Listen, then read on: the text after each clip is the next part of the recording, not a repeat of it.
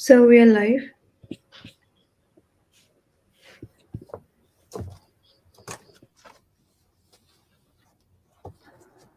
So may I begin?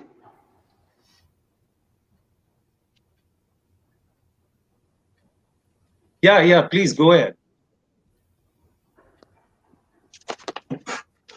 Good evening, ladies and gentlemen.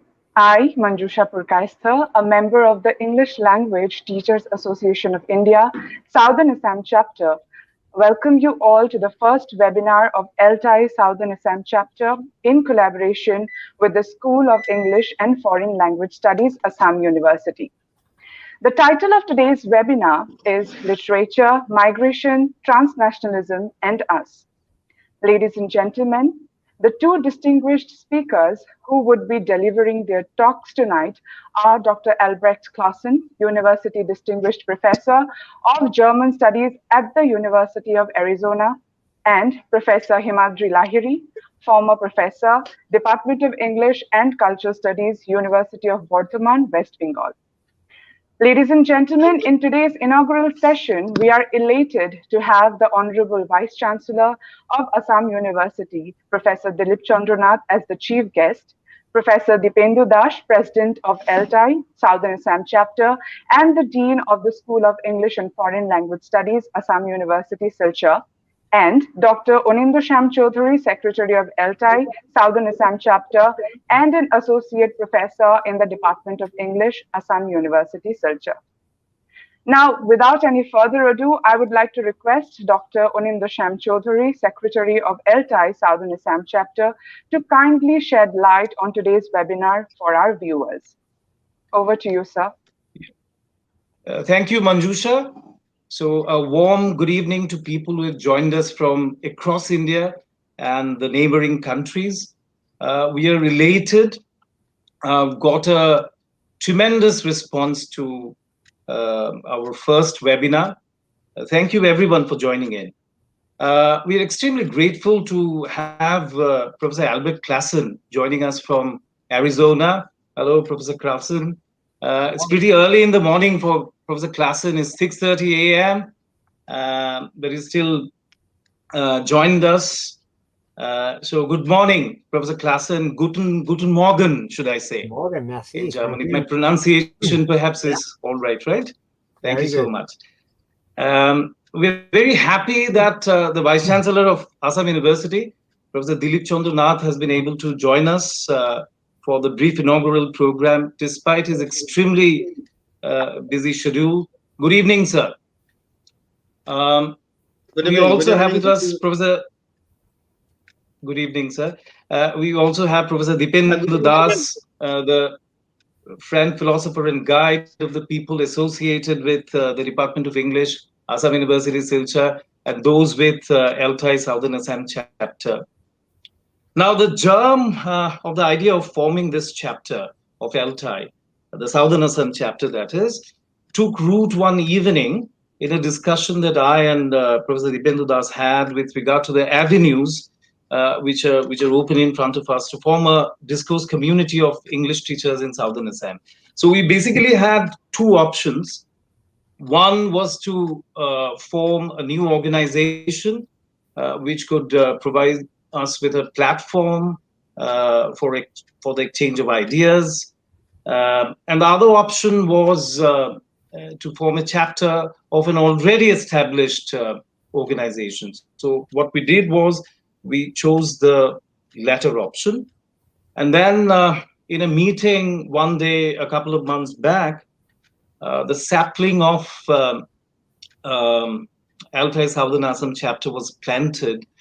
In that meeting, college teachers from across colleges affiliated to Assam University joined in, and a few research scholars of the Department of English and students, master's students, also joined in. And so we formed the Southern Assam Chapter of ELT I, that is English Language Teachers Organization of India, Association of India, with 31 members. And this is our first program.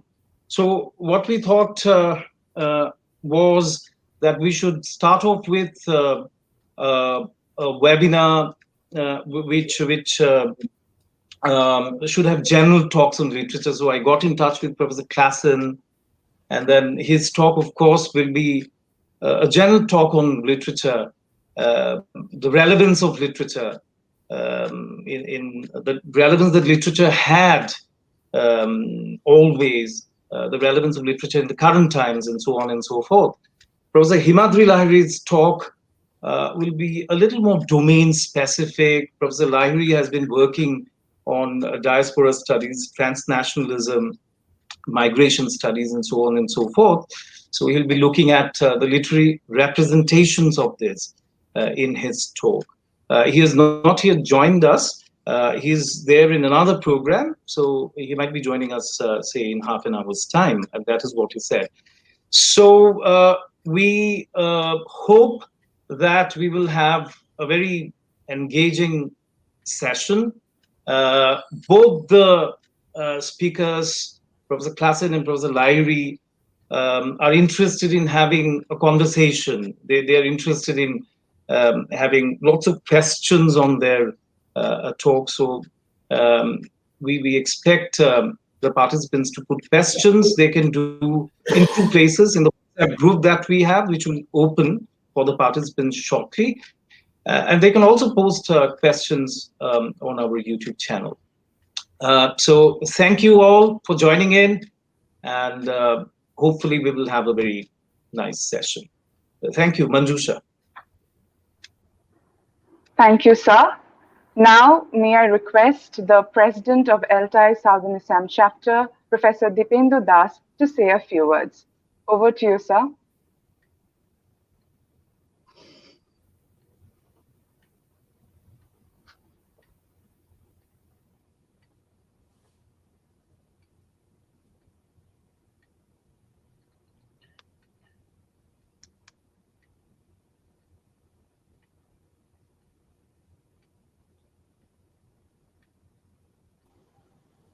Manjusha, the audio was not clear, so will you please repeat what you said?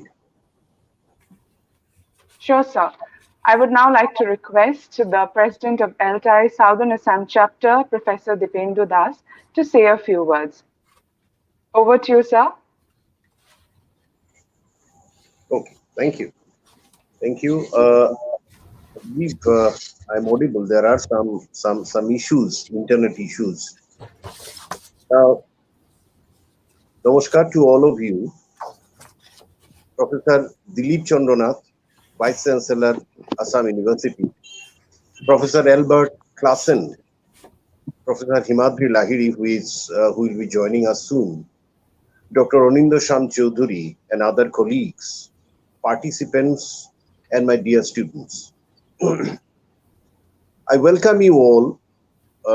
Dr. Assam Chapter has already welcomed on behalf of the organizers, but it is my personal welcome to you all to this international webinar on literature, migration, transnationalism, and us.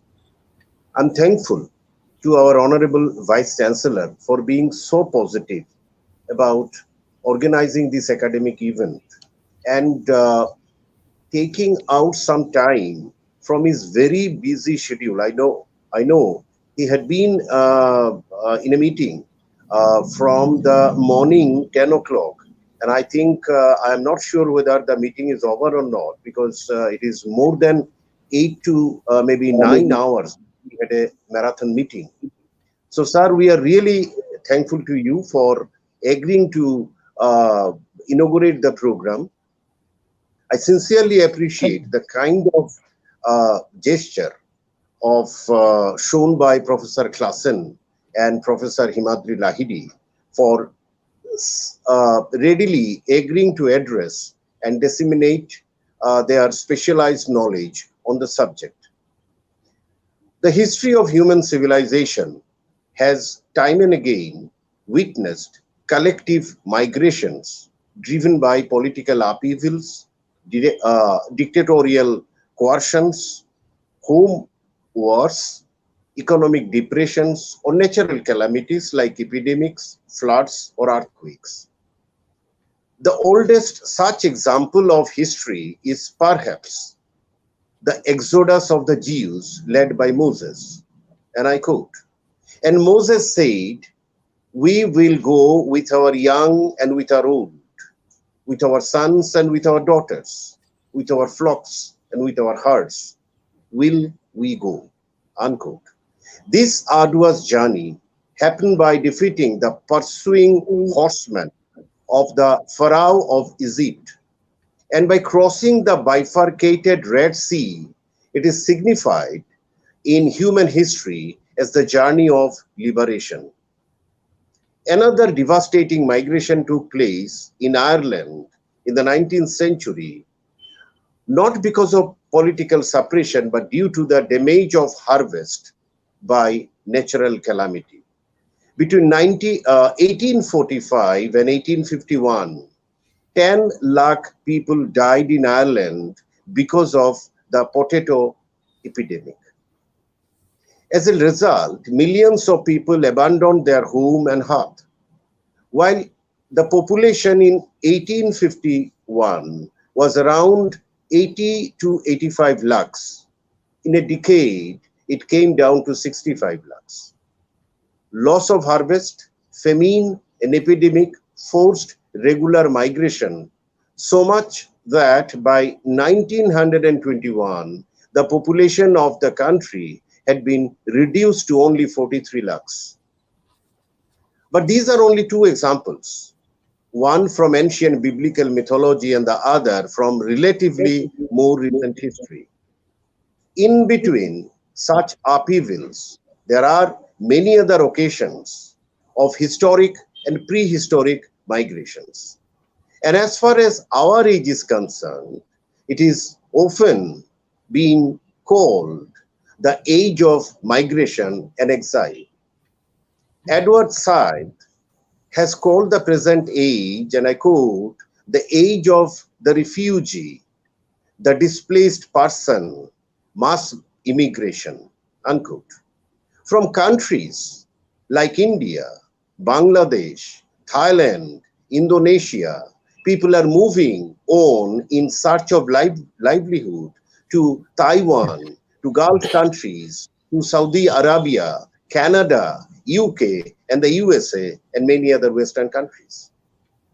But when people migrate en masse, they do so because of political turmoil and suppression or economic disaster, ethnic clash or natural calamity or a sustained epidemic.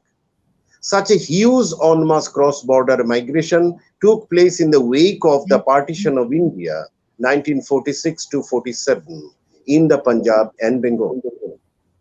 The recurrent forced migrations of Rohingya populace to the neighboring states are some of the recent examples of large-scale migrations. But migrations involves also issues of multidimensional resonance. Migration has always been a catalyst of knowledge, of culture, of science, an aspect that often goes unmentioned in the recent heated debates on migration. Migration has been essential to the development of human civilization. It was the movement of people that underpinned the critical, cultural, scientific, and knowledge exchanges at the heart of human history. Moreover, migration has allowed for the flourishing of cities. It is a central pillar of urbanization, which ultimately established the type of human settlements which solidified our ancestors' place as the apex species on Earth. Certainly, migration is an act not unique to human beings. Birds migrate in search of friendlier climes, fish migrate in search of food. Nevertheless, the complexity of the human person, the multidimensional nature of our existence, and our understanding of our place in the world mean that the reasons why people move from one place to another rises above the movements of flocks of birds or schools of fish. It was this multifaceted reality of human person that helped fuel migration, whether to satisfy basic needs or to achieve certain wants, whether in search of greater glory or peace. It was this very act of movement that truly facilitated our social, political, and economic evolution. This, in turn, has facilitated the evolution of transnationalism, the economic, political, and cultural processes that tend to extend beyond the boundaries of nation states. With increased global mobility and access to instantaneous worldwide communication technology, boundaries dissolve and the territorial controls imposed by the traditional nation state become less relevant. However, state definitions of citizenship and nationality and the rules for political participation may become more relevant for transnational groups. In the context of all these, the webinar today and the two renowned scholars will surely take up and address multiple issues related to migration and some other corollary issues and its resonance in literary output throughout the world. I thank you all and I welcome Professor Classen and Professor Himadri Lahiri and all our participants to this program. And of course, Professor Dilip Chandranath, the Honorable Vice Chancellor. Thank you. Thank you all. Over to Manjusha. Thank you, sir, for your valuable insights.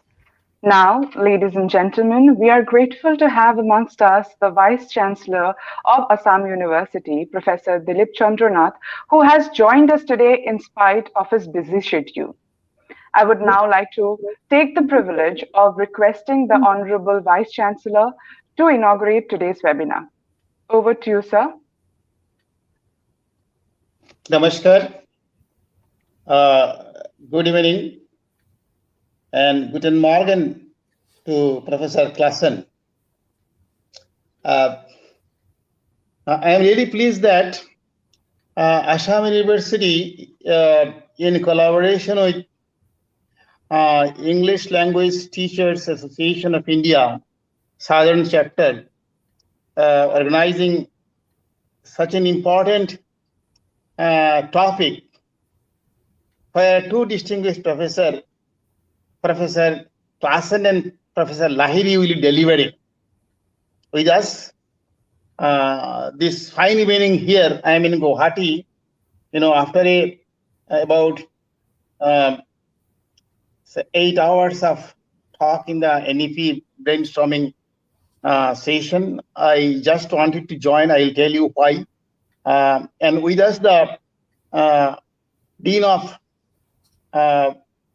Foreign Language and English and Foreign Language of Assam University, Dr. Anindya Sampurkaisto, and anchor, our student Purkaisto, and all the members of Southern Chapter and participants, maybe few media persons. I am very happy and welcome all of you to this important webinar. Why? Actually, this is my university program and two professors, non-professors joining. Besides that, I am a man of statistics. My passion is statistics, but my compassion is demography. So when I see the migration and transnationalism, I'm getting interested in it, basically. And now I heard from Professor Devendra Das, and I find that these people, those who do literature, they also know demography.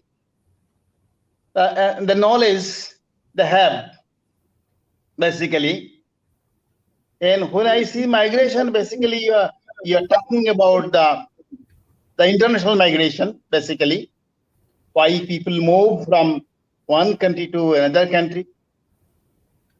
And that is permanently or at least for permanent division. But transnationalism, I understand the people cross over the border and they stay here for a few months and they go back. Like if we have the Bangladesh border, the many Bangladeshis cross over to Indian part and they work for a few months when there is a crisis of earning in Bangladesh and they go back. So they bring their culture, they bring their thought, they bring their political views, and sometimes they vote. Because the corruption prevailing in India, they are able to get identity card, so they influence the political system also. Also they bring the disease. I tell you one example. The malaria had been eradicated from the northeastern part, and suddenly it has come back. Why? It may be that these transborder people, they carry many diseases. So is the case in United States of America. Many Mexican, they come here, they earn money seasonally, and they go back. So all these things, I think these happenings, what is there, what happened there, and what will be happening to the society. The literature people, they document it. The literature is our mirror. People who worked before us, or those who are working right now, they document it, they write it, sometimes with the real situation, sometimes with the imaginative situation. So we read it, we enjoy it. Sometimes we'll feel sorrow for that, some events. So I think in this respect, this will be very fruitful seminar. And I like to hear both the contents and deliberation.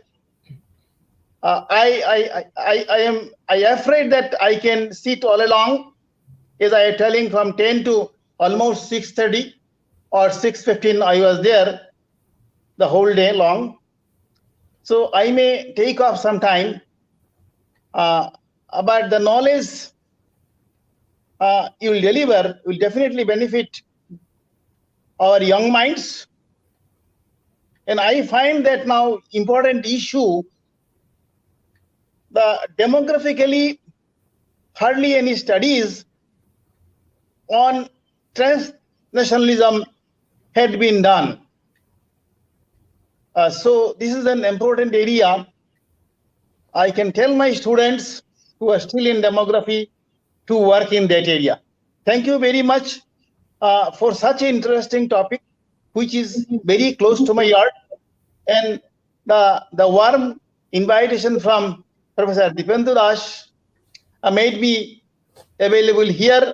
So with this, my duty as a Vice Chancellor, the duty of this part of India to inaugurate. So I think it's inaugurated, and then you can start the business, and I think everybody will be enjoying and be gainful. Thank you. Jai Bharat.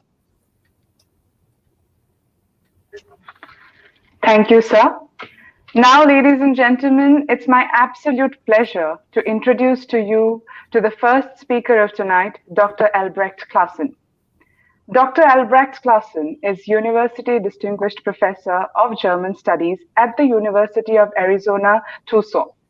He has published currently 115 scholarly books on German and European medieval and early modern literature, most recently, Freedom, Imprisonment, and Slavery in the Pre-Modern Time, and Tracing the Trails in Medieval Literature 2021.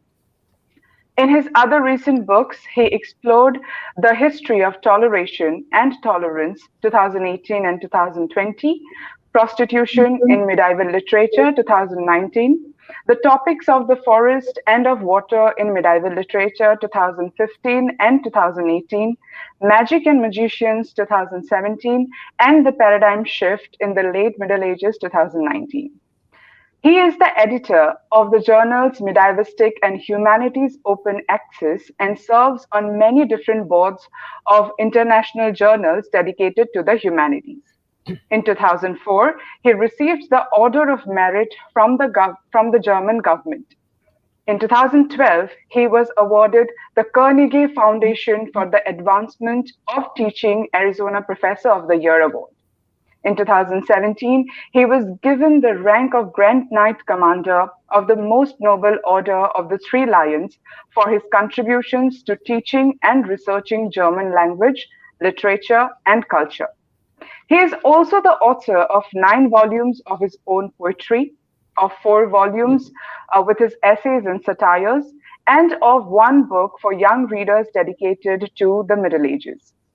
In 2021, he won the Tulola Renato Filippelli World Award for his prose narratives.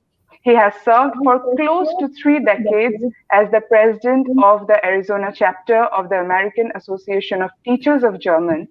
He was the vice president, and past president of the Rocky Mountain Modern Language Association for 4 times, and he has served twice on the executive board of the National AETG.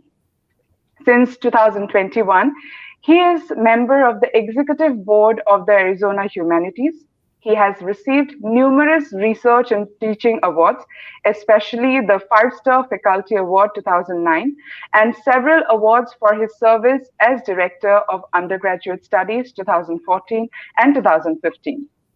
May I now request Dr. Onindo Shyam Chaudhary to read the abstract of Professor Classen's talk tonight and invite him. Over to you, sir.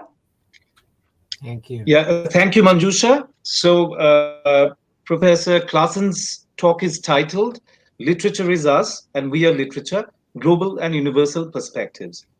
So I'm reading out the abstract in order that the participants can have an understanding of what is in store for them. Is it okay, Professor Classen? Yes. Yeah. So this talk takes into view literature on a global scale and from throughout time to investigate what we can say about its general and specific relevance for human society. The issue raised here pertains not only to the relevance of literature per se, but specifically to the question of how it relates with us as human beings, defining us in endless ways. In order to illustrate the central points addressed in this talk, numerous examples from the Middle Ages to the modern world are drawn from, such as Hartmann von Au's Der Arme Reich, which is in German, circa 1190, Don Juan Manuel's El Conde Lucanor, which is in Spanish, 1335, Bertolt Brecht's Ballades, and Robert Frost's modern poetry. The conclusion of the talk emphasizes that the critical function of literature in all human societies cannot be overestimated. At the risk of preaching to the converted, here we are confronted with the ultimate challenge in the humanities once again. Insofar as literature has always mirrored or engaged with the fundamental issues in human life, we can establish its functioning as life-determining in philosophical, religious, political, ethical, or moral terms. So, Professor Classen, over to you for your presentation, for your talk. Thank you. Thank you very much. And before I say anything further, can you hear me well? Can you hear me, please? Yes, absolutely, sir, you're absolutely audible. Absolutely. Very good. And the PowerPoint is on, so thank you so much. This is a wonderful opportunity and a great honor for me. I thank you so much for the very kind introduction and for the invitation to speak to your group. My salute goes out to all of you, my dear colleagues in India and us at the University of Assam. I feel very happy that we are now together practicing what we are preaching, because as we just heard before, we live in an age of migration, and I myself am a migrant, if you will. I have migrated spatially and chronologically, because on the one hand, I was a German citizen. Now I'm a US citizen for a long time, and I have migrated from Europe to the United States, and then even further west to the southwest of the United States. I live very close to Mexico, and I also migrate in terms of languages. I practice and study all the major European languages, and work very hard with literatures across, well, not quite the globe. I'm not such a global scholar, but at least within the European context and American context. So once again, thank you so much for this invitation. I am delighted that I'm allowed to talk about the nature of literature, because particularly I think we all in the humanities face severe challenges, major questions, but at the same time, we have enormous potential to respond to those challenges, and not only defend our own field right now, whether it's English or any of the other European languages or other languages, but rather the essential issue here is what the humanities really are all about. So in essence, we are facing right now a major paradigm shift from a more traditional society dominated by us as people into a new world, which ultimately, it looks like it, will be dominated by artificial intelligence, robots. And the crucial question hence will be for all of us right now, for our young generation, our students, and the public at large, how we face this challenge, what we are doing in our own world to defend that what makes us human. And for that reason, I have called this Literature is Us, and We Are Literature, Global and Universal Perspectives. I'm also a migrant in a sense that I migrate from the past. I focus primarily on the Middle Ages and early modern age, but then I migrate both in teaching and scholarship also to the 20th and 21st century. And so I hope to be able to address universal issues of great relevance for all of us. I do not claim that I hold the panacea in my hands to solve all problems we face today, but I would like to take the opportunity that you have granted me to reflect in light of a number of different literary texts on what it means to be human. I think that is the crucial aspect, and I think that is the one major clarion call for all of us, whether we are in English or the arts, whether we are in linguistics or human geography. The question ultimately focuses on the question, what is the human in us? So I just repeat that, the human in us. And I would like to claim that the world of literature, but also linguistics and the arts, visual and historical, allow us to investigate this question more crucially. We have to answer these questions all the time at every university in every country. Why literature? For whom is literature? What purpose does it serve? And as painful as it might be, who pays for literature?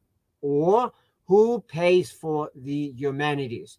At least in the American context, but I'm sure the same thing in India or Pakistan or Bangladesh, Japan or China.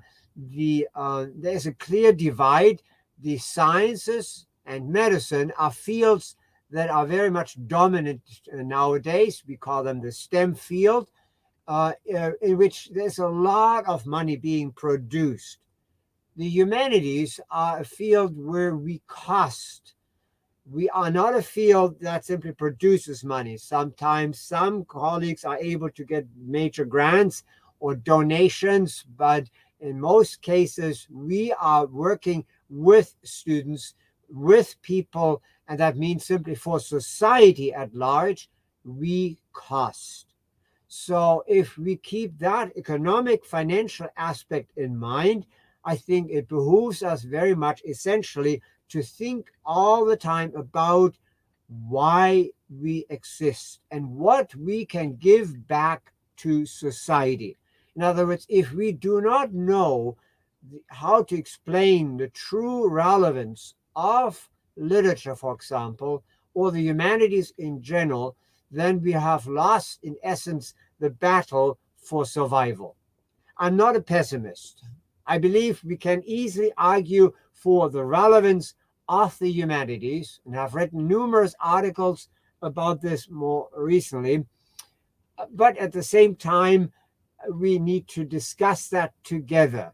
And so I hope the examples that I will provide you with, some might be familiar, others might be less familiar, will allow all of us together to use those examples as tools in the public discourse.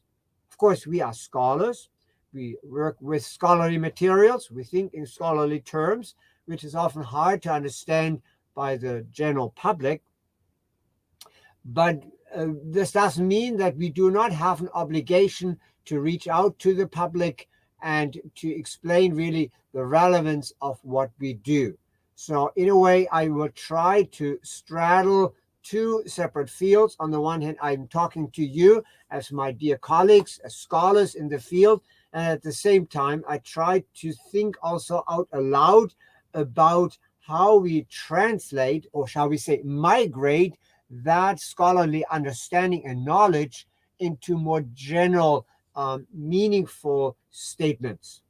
So the relevance of the humanities should always be in the forefront of our minds. So I start with a statement which you probably all understand and which has been around since the earliest time of late antiquity and the Middle Ages. Money is always the basic engine that drives everything. But on the other side, people have always identified it as the radix malorum, the root of all evils. Unfortunately, that is the case. It is the radix malorum, but it is also the perpetual motor, the engine that drives us. So literature, however, you can see my bullet points. I put them all together without animation. Literature does not produce money. Literature costs. So for many people, the study of literature is simply considered a luxury. For some, it is just entertainment. So why pay for it in terms of university? So, and if that were the major criteria, couldn't we simply say literature could be replaced by the internet, video games, blog sites, etc.? But I ask all of us, I challenge all of us, can literature simply be replaced by the popular issues that entertain people nowadays? And I emphasize this so much because in my field, medieval studies, I face the double challenge that not only I need to explain why literature is important, but I always need also to explain why older literature is important. And what do we gain from earlier times for us today, so that the past will be able to speak to the present and the future. I would like to start out with a very global statement. Literature is of social, philosophical, spiritual, ethical, and political significance. I mean thereby, it is a world of fiction, or like a mirror, or like a kaleidoscope, or like a perspective that allows us to think about social, philosophical, spiritual, ethical, and political issues without necessarily being purely sociologists, philosophers, religious scholars, or political scientists. It is a medium through which the student, all of us, can investigate fundamental issues in human life, whether it is migration, whether it's religious conflict, whether it's the relationship between the self and our natural environment, whether it's political conditions today. Excuse me. So I would also need to define literature a little bit more, because there is a tendency to regard literature as nothing more than just fictionality. It is much more than that. What we're dealing with is really the human voice, the entire spectrum of human suffering, hope, happiness, belief, faith. It is really the narrative of life.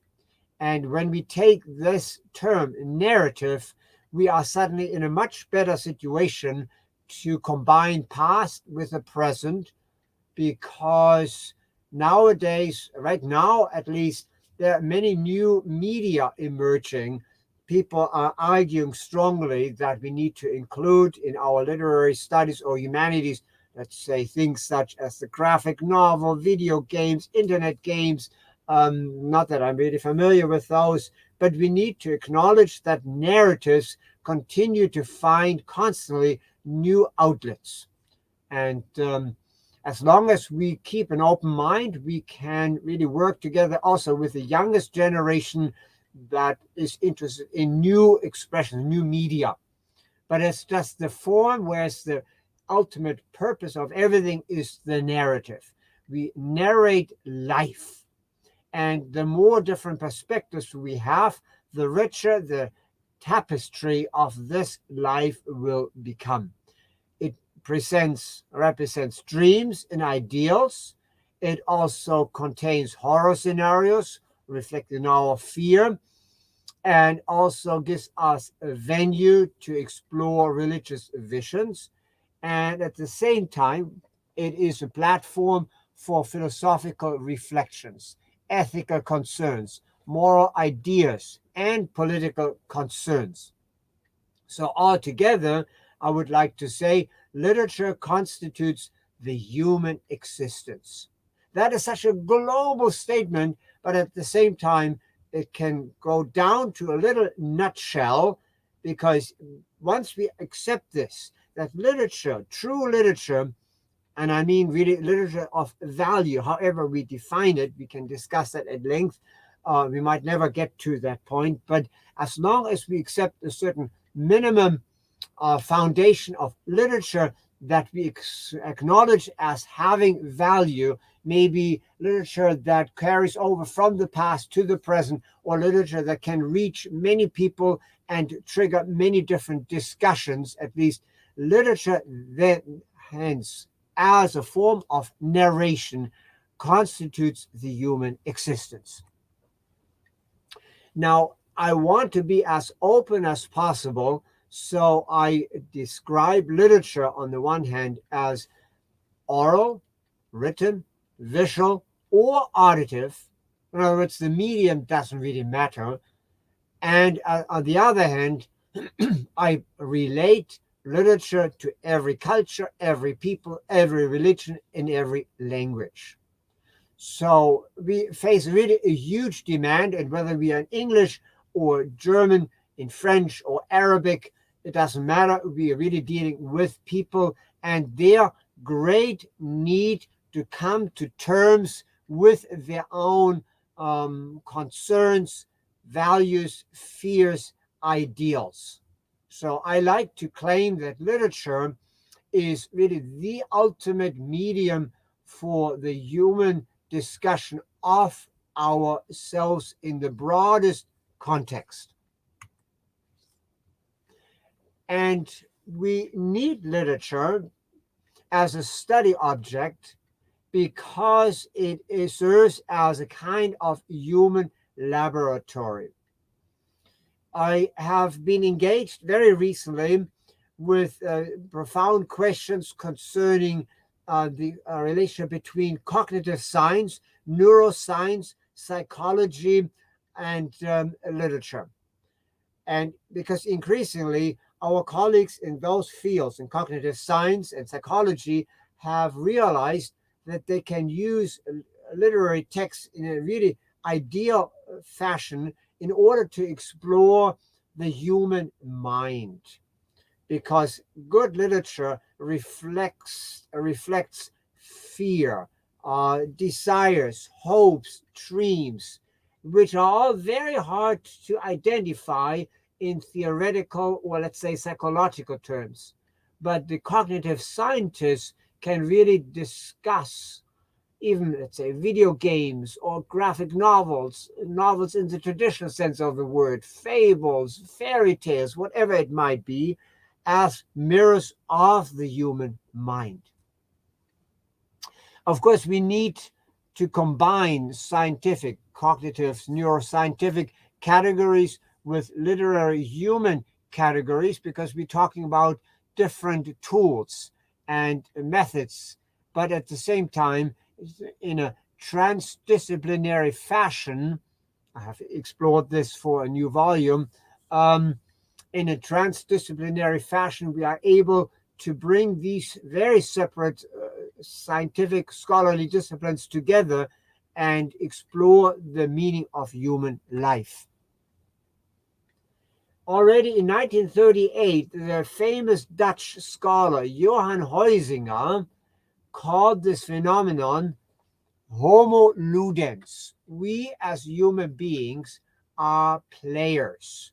That means all of our life is constantly going through many different stages of experimentations, of trials and errors. And we understand this very well if we look at literary expressions in which the vast gamut of human existence are experimented with. While the STEM field, as we call it, that's all the science, technology, and so forth, engineering and math, that's STEM, while they explore more the material conditions, we take on the human component, but there is really, like in the Venn diagram, some shared field, and that is the human being. And that's what we can work together with in our studies. So I ask you now, what does literature really constitute? And in a way, it's very difficult to say because it's changing on all the time, but at the same time, it is a very steady subject matter because it's a narration, as I've said before. You might be familiar with a famous novel for young readers, which was later translated into a world-famous movie by Michael Ende, a German writer for young readers. And in his famous novel, I believe from 1980, The Never-Ending Story, he projects a life as a form of constant imagination. And what the poets and writers and dramatists do for us is to enter into this stream of subconsciousness and tap into that and pick up one particular concern and present it to us, and thereby we can start talking about us, ourselves. So the literary discourse from past to present is really a mirror of all of human existence. Now, a couple of examples that might shed more light on that. I present to you an image drawn by this 12th century magistra, kind of an abbess. She was not quite an abbess, but a magistra. That means a teacher and leader of a female convent, Hildegard of Bingen. And she was very famous for her visions. Now, you can define literature as you wish. There are many different ways of approaching it, but one key component is something we might call the ineffable, or more sophisticated, more specifically religious, the apophatic. The ineffable is what we cannot understand, and yet we know it is there. In her case, she had religious visions. She was called upon by a godhead and was then entitled for many decades in her life to realize conversations with another divine being. We see her here, that's her own drawing, reflecting on this experience of mystical inspiration, or the specific word is revelation. And these revelations, she had visions, and these visions of the cosmos, of the Godhead, and of the relationship between the individual and the larger universe, she then had the power to write them down. You might say that the visionary experience is the foundation of all poetry, from the past as well as the present. A certain realization coming from a different dimension, which is not materially defined, but it is certainly in us all. And I correlate this mystical vision, as you see it depicted here. She's writing on wax tablets, which she then passes on to a monk who records the wax tablet or the writing onto manuscript. It's almost like a modern tablet. Now this mystical vision you can find in any artist today, in any musical composer or sculptor or writer or whatever it might be. They are all inspired by a mystical vision, the spark that creates whatever, Beethoven's Ninth Symphony, or Van Gogh's famous paintings, or the sculptors of a famous Hindu temple in India. These are all mystical inspirations. So we certainly have an access to this image and Hildegard's explanations to the other world, the divine, or whatever it might be. We do not have real words for it.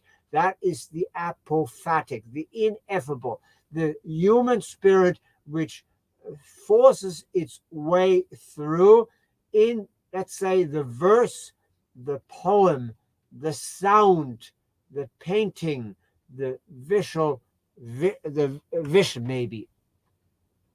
So all that is made understandable to us by way of narrations. And I really like to emphasize this very much, the narration, because I like to define human life as a form of storytelling throughout time. And all peoples know this, all cultures know this, all religions know this. We constitute ourselves through narration. Now, I have here a list of fundamental values and honor, loyalty, wisdom, individuality, trust, dignity, honesty, reliability, and so forth, as fundamental values that we as people in every culture, at every time of human development, have relied on profoundly. Let's talk about wisdom, for example. Wisdom, it is the ultimate need for human beings, how to acquire wisdom. And there are many different ways of doing it. There have been different media and genres and so forth. But ultimately, whether it's the old Veda scriptures, the Old Testament, whether it's the Quran or the Torah, whatever religion it might be, all over the world, the desire to overcome the material contingency of our existence to reach wisdom, the ultimate understanding. In the right column, I've listed a number of major heroic epics from the Middle Ages, in Spanish, El Poema de Mil Cid, in French, Chanson de Roland, in Middle German, Nibelungenlied, in Old Icelandic, Njál Saga, and in Old Finnish, Kalevala. They all serve, in my case now, as literary media to explore ways to find these values on the left side, whether it's honor, loyalty, very much discussed in Poema de Mil Cid, wisdom, very much discussed in Njál Saga, individuality, trust, and dignity, in all of them, honesty and reliability discussed negatively through the Chanson de Roland and so forth.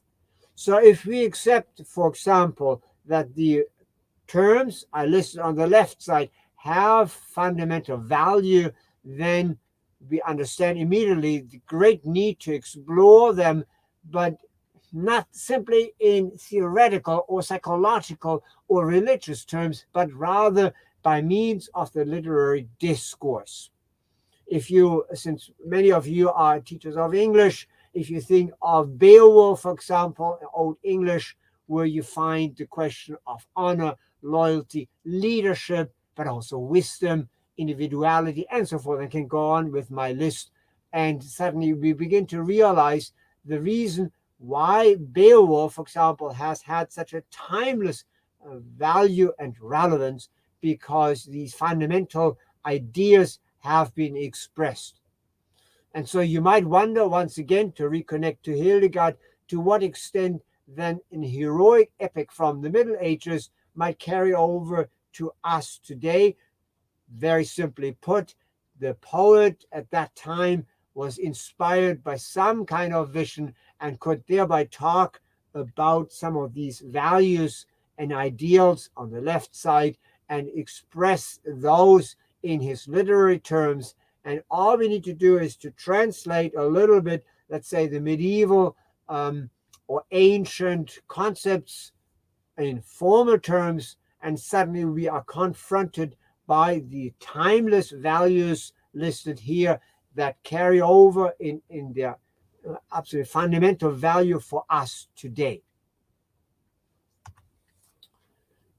I would like to refer to Jean-Paul Sartre, a modern scholar, very famous as a writer, but also as a critical thinker, who provided us with fundamental insights into the nature of literature. Quote, "The collectivity passes to reflection and meditation by means of literature. It requires an unhappy conscience, a lopsided image of itself, which it constantly tries to modify and improve." So the collectivity, that is us as humanity. Reflection and meditation, that is happening behind the literary screen. The conscience, that is us delved into the literary discourse. The image of itself, that is a reflection. And the effort to modify and improve, that is our constant effort to live, to improve, to grow, to become wise. Then he also says, I quote, "Literature can, to be honest with itself, not embrace hatred, racism, and fascism, for instance, because it would be contradictory to the very nature of the written word in its highest spiritual nature." Here, that's his quote. "The writer, a free man addressing free men, has only one subject, freedom." Well, that is very idealistically formulated, because I am sure and actually know that also fascists have sometimes expressed themselves very eloquently and in a very deep, influential way.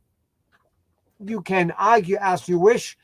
You can condemn Hitler's Mein Kampf, and you can claim that it has no literary value, which might certainly be the case, but it has exerted a tremendous influence until today. So this is a little bit problematic statement. I think Sartre was very idealistic, but in a certain way, I would like to accept what he has to say, but I'm not quite sure whether that is true. However, I would argue also, not only because I analyze poetry, medieval and modern, but also because I write poetry myself. Poetry is the soul's music, as the sound of all living beings, the hidden harmony behind the material existence. So in a way, you could argue, coming back to Hildegard of Bingen, that poetry is really narration in rhythmical form. So let me now illustrate this with a modern example. Bertolt Brecht was one of the most famous 20th century playwrights. He was a communist, a very strong socialist or communist. He is famous particularly for creating a very modern form of theater. He called it the epic theater. And he also wrote many short stories and then ballads. And I want to discuss briefly his legendary account about the creation of the book Tao Te Ching or Tao Te Ching on Lao Tzu's passage into exile. He wrote this in 1938. That was a time when he was deeply influenced by Chinese philosophy. We write and spell the name of Lao Tzu today differently, slightly differently, but that's the way how he spelled it at that time. And it is a very simple ballad at first sight, but it carries over in a universal way, and I find it very meaningful and relevant. Excuse me, that was a little bit too fast. So let me first give you a quick summary. So in that ballad, we hear of the philosopher Lao Tzu, who is leaving his home country, crossing the Himalayas, either into Tibet or maybe northern India. That is not clearly spelled out. He leaves his country, the valley where he used to live, because evilness has taken over once again. And he is sorrowful that evilness, corruption, and other bad things have taken over in people's minds. So he's leaving, crossing the border to, let's say, India, I don't know. And the toll keeper stops him and his boys or a young servant who helps him and asks them what this man has done, whether he has anything to pay for, namely in terms of toll. And the boy says, no, he has nothing. He was only a teacher all his life and he did not acquire any value in material terms. And so the toll keeper says, okay, you can pass. There's nothing here to pay toll on. But then he stops them and says, wait a minute. I would like to find out what he has learned throughout his life since he was a teacher. And the young boy then tells him, that's what I can show you. First, an explanation. This is one of my photos that I took in Hawaii. And it's the coastline of the big island near Hilo, where you see ancient lava rocks, basalt, and the surf hitting that lava, and all the time, constantly, nonstop, 24 hours, 7 days a week, constantly. That's perpetuity and in eternity. And at this point, I myself cannot observe the change of the rock. But in 100 years, maybe 1,000 years, maybe 1,000,000 years, the rock will be changed, maybe decimated and eliminated altogether. That becomes the perennial message in Brecht's poem, because the boy tells the tollkeeper that his teacher Lao Tzu learned, that's what I have here on the left side, wisdom is the constant drop of water ultimately hollows the hardest rock. This is an image of geographic type, and we all might know this. We know that in caves or wherever you see water dripping down, ultimately it hollows even the hardest rock. And he applies this to politics, saying that although poets are weak, they're only like water. They cannot influence directly dictators, or kings, or rulers, or mafia bosses, or whomever, but ultimately the poetic word will have the same effect as water. It hollows the hardest rock. The tollkeeper in this ballad then gets very curious, and he says, why don't you stay here and write down all of your wisdom? Because I want to know what will happen with the mighty and powerful in the future. And so Lao Tzu agrees to do that, and he and his servant then sit down for 10 days and write down all of his wisdom, which pertains to the universals of human life, which is in contrast to the temporary power of people today. So according to the ballad by Brecht, there is a fundamental message of power, a power in different terms than military and economic, but rather the power of the human word that is strong enough ultimately to hollow even the hardest rock.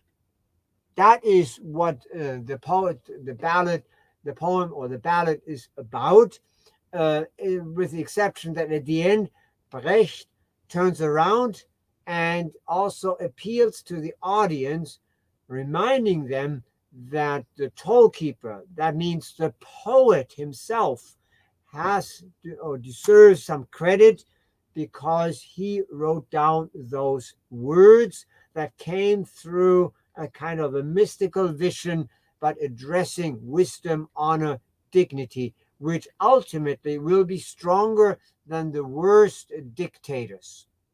We know there are many dictators in this world today, whether it is the leader of North Korea, whether it's the leader of China, whether it's the president of Russia, however you want to determine or call them, but ultimately their power, according to Brecht, is contingent, is limited, and the true power rests in the poetic word.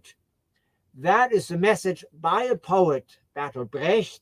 Whether he was right or wrong, I don't know, but his ballad gave a message of hope, of optimism, that we as people are stronger than the worst criminal political leader or military dictator, because ultimately the human word will last and will carry wisdom from the past to the present. Now, a couple of examples from in between, not necessarily medieval, but this is an example of from the Age of Enlightenment, 1779. That is by the German playwright Gotthold Ephraim Lessing in his Nathan the Wise. You see the connection again, wise, wisdom, and the question for human truth and values. In his play, Nathan the Wise, he draws from early Renaissance text, Boccaccio, in his Decameron, and Boccaccio in turn drew from some 12th and 13th century texts, Spanish and Arabic, in which all the time the fundamental question is raised: what or which world religion is the one and true religion? Can we find the true God? This was written in a European context, a Middle Eastern context. So Lessing or Boccaccio identified only 3 religions as the major one, did not include Buddhism or Hinduism, but it's ultimately the same question. So there is the question of whether Judaism, Christianity, or Islam are the true religion. Now, in this play, the Muslim ruler Saladin needs money. So he wants to extort money from the Jew Nathan. And so he poses the question to him, which would be the true religion? Nathan realizes immediately that this can only be a trap, because if he, as a Jew, would say that Judaism is the true religion, he would run into trouble. If he claimed Islam, same thing, because the Sultan would not believe him. If he said Christianity, it's the same situation. So Nathan then turns around and says, instead of answering this question, could I tell you a story? So literature is narration. Life is a narration. So Nathan does the same thing, and he tells a story. The story in this play is of a man who has a very valuable heirloom, a ring, which he passes on to his most beloved son, who then becomes the heir to the entire estate. And this goes on for many generations, father, son, and so on, until one day a father has 3 sons, whom he loves equally. He does not know what to do, and so he has a silver or goldsmith make 2 replicas, exact copies of the original ring, and no one is then able to distinguish amongst those 3 rings. And the sons then go to the court after the father's death. They all want to take over the power, and the judge ultimately says, I cannot decide that. And we have to wait till another judge, namely God, will come in 1,000 years maybe. And then suddenly the judge turns around, and I just give you that just in a nutshell, and he says, wait a minute, I have heard that the true ring, meaning the true religion, carries a certain property.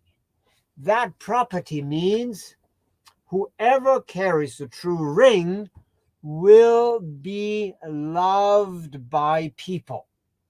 So he says, why don't we wait 1,000 years, and then we come back and we find out who is loved truly by all people.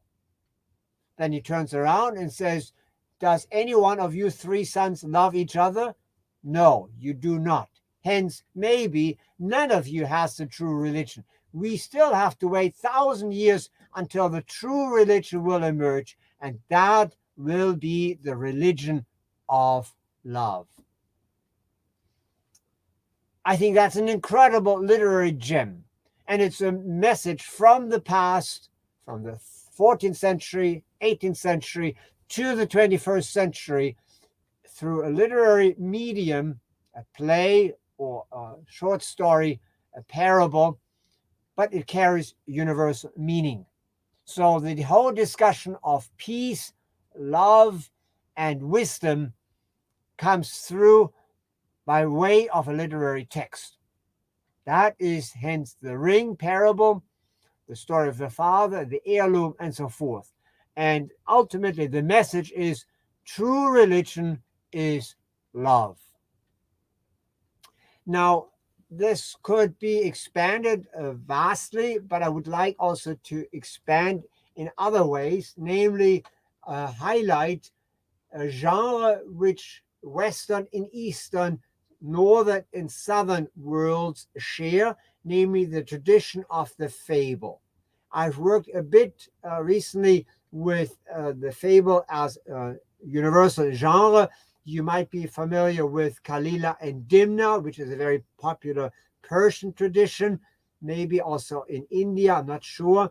But we also have Chinese fables, Peruvian fables, German fables, and so forth. And the fables represent, here some images, represent very much the fundamental needs of human beings to come to terms with those true values I've listed before, whether it's dignity, whether it's friendship, whether it's love, whether it's honor, whether it's wisdom, whether it's trust, and so forth, and relating these fundamental values to the next generation of readers, because they are told in the way of fables.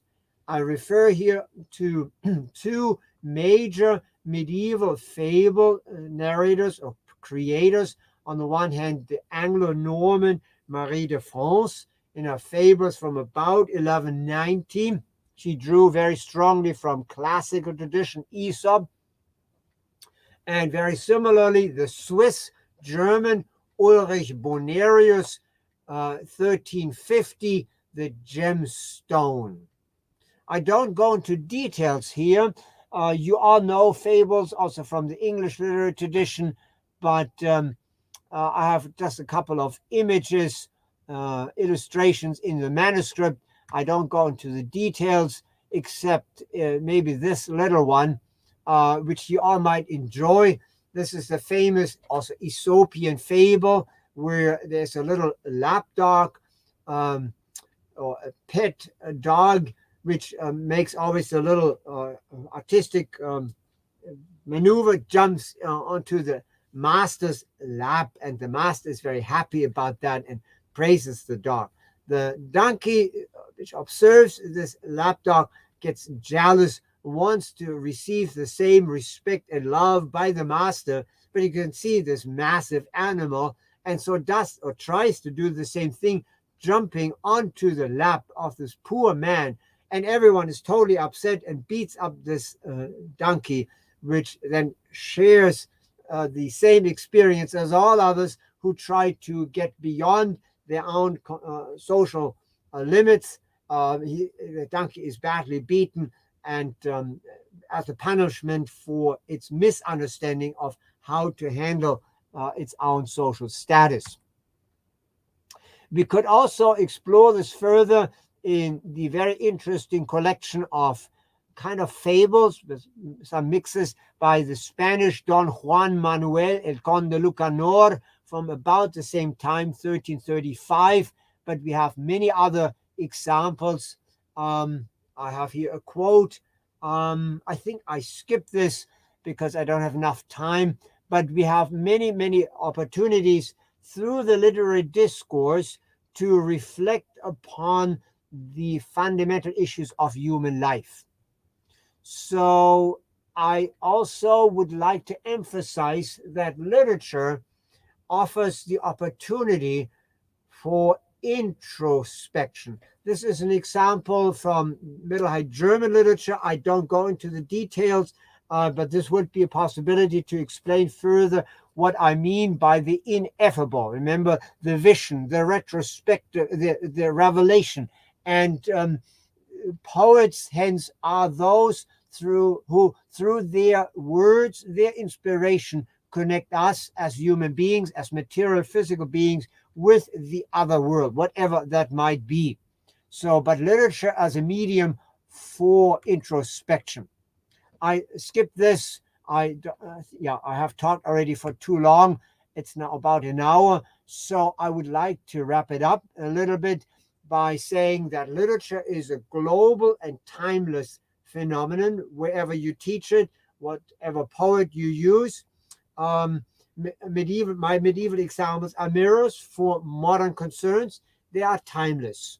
So I can turn to classical ancient stories as well as to modern Chinese or Indonesian narratives, poetry, whatever. We are all in the same boat. Humanities or literature are of great relevance because they express very fundamentally. I skip all this here. And to find suddenly that the literary discourse is of timeless value because it gives us expression of that what is of fundamental need and meaning for us. Let me just go back very quickly. This is one example, very early one, but it is so striking. A poem, a one stanza poem from about 1160. I have here the original on the left and the English translation on the right. A very simple poem. I don't need to explain very much, but a voice simply says, "You are mine, I'm yours, be assured of that. You are locked into my heart, the key is lost, you will always have to stay in there. Du musst auch immer darinne sein." So an expression of what love is, and we can explore this at length. This has timeless value and carries over from the 12th century to the 21st century. I also would like to indicate how much, maybe modern, but also medieval literature addresses a fundamental need for the human individual to understand his or her relationship with the natural environment or nature. That means specifically our responsibility. And since I was writing this paper when I was teaching in Middlebury, Vermont, during the summer, there was a very famous summer school. I had occasion to engage with a really famous American poet, Robert Frost, whom some of you, I hope, might know. And he is particularly famous for his nature poems. I walked on the Robert Frost path through the forest at one point, and I just end here with a two stanza poem. Two roads diverged in a yellow wood, and sorry I could not travel both, and be one traveler. Long I stood and looked down one as far as I could to where it bent in the undergrowth. I shall be telling this with a sigh, somewhere ages and ages hence. Two roads diverged in a wood, and I took the one less traveled by, and that has made all the difference. Robert Frost expressing the quest for the individual, for individuality, for dreams, hopes, wisdom, and so forth. And here are then my final comments. Laughter and crying are closely connected, and so are vice and virtue, belief and disbelief, critical thinking and emotions. We can approach that philosophically, religiously, morally, or however, but the poetic word is the most important one. It is a platform that makes it possible to probe the infinitude of the human existence. It opens many new dimensions, and it allows us to listen to the music of all the worlds in one harmony if we so desire and or are sensitized to. Literature or poetry, hence, as the universal music. So poetry is the deep voice, the sound of the spirit, the human spirit, and serves thus as a sounding board of all of our lives. Of course, as we have heard already in the poem by Bertolt Brecht, the ballad about Lao Tse, literature or poetry often seems very fragile, fluid, evanescent, if not transient, but it is really the essence of what makes us human. So I thank you so much for your attention and interest in this keynote lecture, and I have listed here my email address for further discussion later, and I stop thereby and stop sharing, and thank you so much for your interest. Thank you. Thank you, Professor Classen. You're welcome. It was a wonderful, very, very thought-provoking talk that you gave, and one of your last sentences that will ring in my ears for a long time. The literary platform makes it possible to prove the infinitude of human existence. That's a very important statement made by you. Okay, so we barely have time for the question and answer sessions, but there are some questions. So maybe a couple of questions I will put to you, and the rest of them we can share with you through email. Yes. Right? Yes. So the first question is by Kingshuk Chakraborty. He is a PhD scholar of the Department of English, Assam University. It's a statement in the beginning and followed by a question. So numerous examples of literature correctly forecast and even influence future events in a variety of ways. From Jules Verne to Ray Bradbury, science fiction has been able to both foretell and affect the present world. Likewise, works of speculative fiction have made dubious predictions about future occurrences, even the COVID pandemic. So, in this context, can literature be regarded as prophetic in the light of these instances? What are your opinions in this regard? Thank you very much. That's a good question. To some extent, we could say that true literature always has a sense of utopia or dystopia.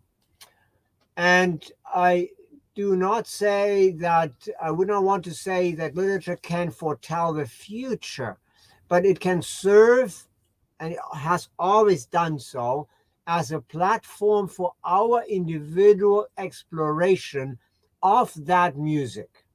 If we identify poetry as music, then it simply taps into that music. We have already numerous examples, literary examples of almost utopian character. And let's use maybe, and I define utopia in very general, open terms.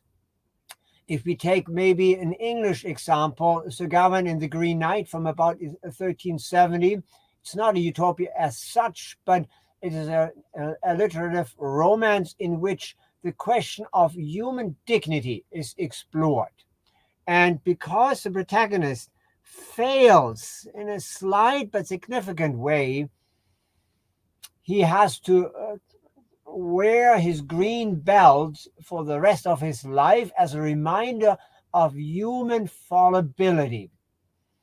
At the same time, this very fallibility is an indication of human values and dreams. And then everyone shares this symbol. They all begin to wear green belts, which indicates that in this romance there's an indication of our understanding of human existence. Fallible, we are liable to fail, to make mistakes, but at the same time we can dream. So maybe I end my answer with a quick reference to Martin Luther King's very, very famous poem, I Have a Dream. That is one of the clarion calls for the current generation, for Black Lives Matter movement, for a Me Too movement, for all political movements in this world, for freedom, for justice, for equality, and fairness for all. So in a way, good literature carries that call with it. And hopefully we can thrive on the basis of those literary examples. There can be, of course, the very opposite, namely dystopias. And the 20th century has witnessed many different dystopias, and the 21st century as well. But it is still the dream. Sometimes we have a nightmare, sometimes we have a wonderful dream. But that's what literature does. It opens the perspectives and has all the potentials to explore the possibilities. I hope that answers the question. Yeah, Professor Classen, there is another question. This question has been put by, is again a statement and then a question. This question has been put by Amrita Bhattacharya. She is a faculty member in Amity University, Kolkata. So she says, in his talk, Professor Classen mentioned the role of a mysterious vision in writing poetry. Perception and vision are often seen as the fundamental building blocks of the literature on rationality and cognition. Modern literary theory often feature a pervasive but problematic meta-assumption that is characterized by an all-seeing eye. Now, this all-seeing eye manifests itself in existing research on rationality.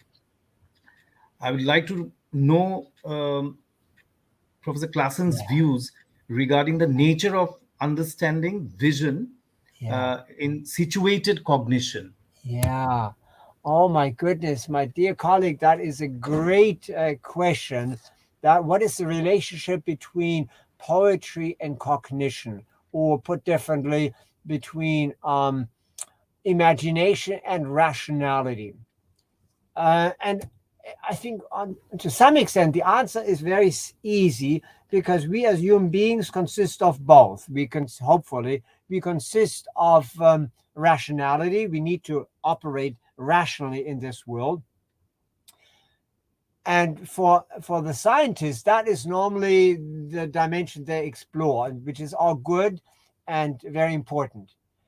But we as humanists come in, and literary scholars, because we are looking into the other dimension. It's sort of the split brain. We are both. We are dreamers and thinkers. We are rational and feelers. So the visionary dimension is certainly there. Otherwise, we wouldn't have poetry, the arts, or music, or sculptures. And then we have rationality. Now, the answer to the second part of the question is much more difficult, because I'm not necessarily into cognitive science, but I would argue that the imaginary dimension, the fictional element that provides all the images in our mind, is probably the foundation upon which then cognition and rationality can develop. So I think we need both. And that is, I think, the future of the humanities, no longer separated from the science, but rather in a transdisciplinary cooperation, because we have realized, maybe particularly through the study of mysticism or religious poetry or poetry in general, how much human existence is determined by both elements, the rational and the irrational, the dream and the act. I hope that answers the question. Yeah, Professor Classen, this is the last one actually. This is from Debujyoti Das, who is a PhD scholar in our Department of English, Assam University, Silchar. So he says, if we speak about literature and its role in giving voices to the suppressed ones, the question of morality comes into play. How can literature navigate towards a better tomorrow if objective morality is debatable? Okay, thank you. This is, I think, a two-part question. First of all, I certainly would subscribe to that idea as well, that literature is really revolutionary. True religion is not the opium of the masses, as Karl Marx said, but rather true literature is revolutionary. It allows us to move forward, to develop, to think critically, but also to gain access to dimensions of our feelings, emotions, values, morality.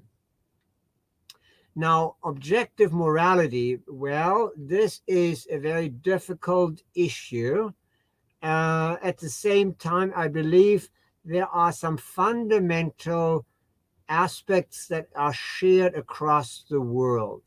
Now, I could answer this with a reference to the Ten Commandments in the Old Testament, but let's use a different aspect which might help better. I think you are familiar with the term of the golden rule. So the golden rule is basically saying, treat others the way how you want to be treated. And that establishes a principle of moral interaction globally. And that would not be debatable. I think that is probably acceptable to everyone. And literature is really the foundation to explore the possibilities, or negatively speaking, illustrating the consequences when that golden rule is broken. So moral objectivity, that's a very difficult term and very subjective. So I think I just rather leave it at that point. I think I'll leave it at that point, finishing with the idea that we can hope that true literature, however we want to define it, but maybe indirectly we find a definition, that true literature allows us to establish this moral objectivity. Hopefully. Okay, thank you, Professor Classen. I, on behalf of ELT I, Southern Assam Chapter, and the whole University, Assam University fraternity, and on my own behalf, thank you profusely for joining us for this program. We will have, webinars in the future as well. And I have a few more questions, but the other speaker, Professor Himadri, is already there. And what we will do is we will send you these questions through email. Very good. Thank you, Professor Classen. Thank you so much. I appreciate it. Thank you. Now, Manjusha. Thank you so much, sir, for such an enthralling session from which I'm sure all the participants and viewers would benefit. Thank you so much once again, sir. Thank you. So now, ladies and gentlemen, it's time to move on to our next talk of the night. And before we invite our second speaker, let me take the privilege of introducing Professor Himadri Lahiri to you. Himadri Lahiri is former professor, Department of English and Cultural Studies, University of Bardhaman, West Bengal. Currently, he is Professor of English at the School of Humanities, Netaji Subhas Open University, Kolkata. He has written extensively on diaspora studies and Indian English literature. His latest publication is Diaspora Theory and Transnationalism, published by Orient Black Swan in the year 2019. Contemporary Indian English Poetry and Drama, published by Cambridge Scholars in the year 2019, co-edited by him, has also been recently published. So may I now request Dr. Onindashan Chaudhary to kindly read the abstract of Professor Lahiri's talk for the night and invite him to deliver his talk. Over to you, sir. Thank you, Manjusha. But before I do that, I would like to share with the participants the information, a few more pieces of information about his recent publications. So this is the book that Manjusha was referring to, possibly, if all of you can see this. This is a book on diaspora theory and transnationalism, published by Orient Black Swan. It's a wonderful, wonderful introductory book, very lucidly written, I must say, at the end of which Professor Lahiri actually poses several questions. The last section of his book is titled Why Diaspora Studies. And so he talks about how the United States and many countries in Europe are making protectionist policies, and India also has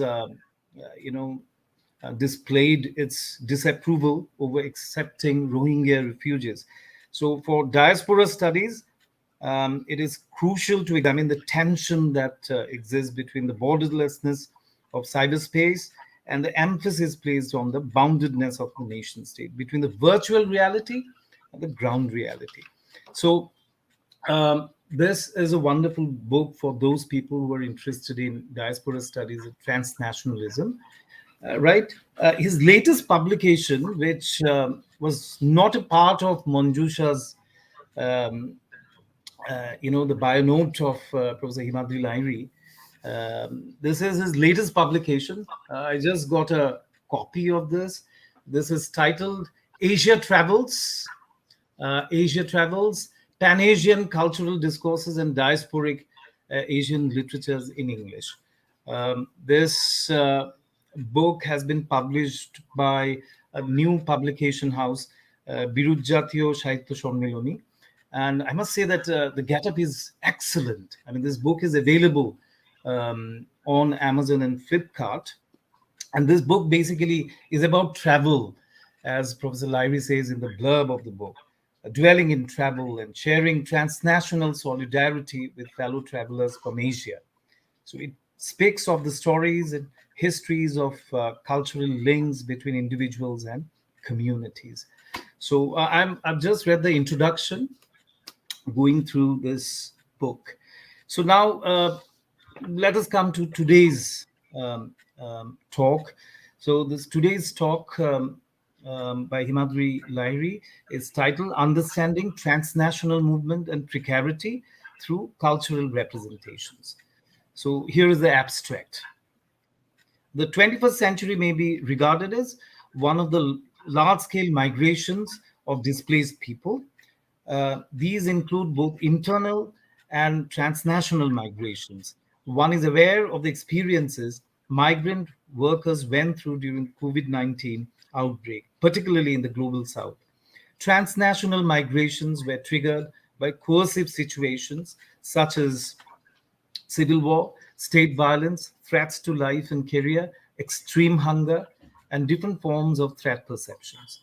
The treatment of the migrants by totalitarian regimes, particularly under COVID situations, has lent a new twist to the problem. The opportunity to impose unwarranted emergency measures and militarization of the civic space, as Agamben notes, foregrounds the fact of shrinkage of civil rights.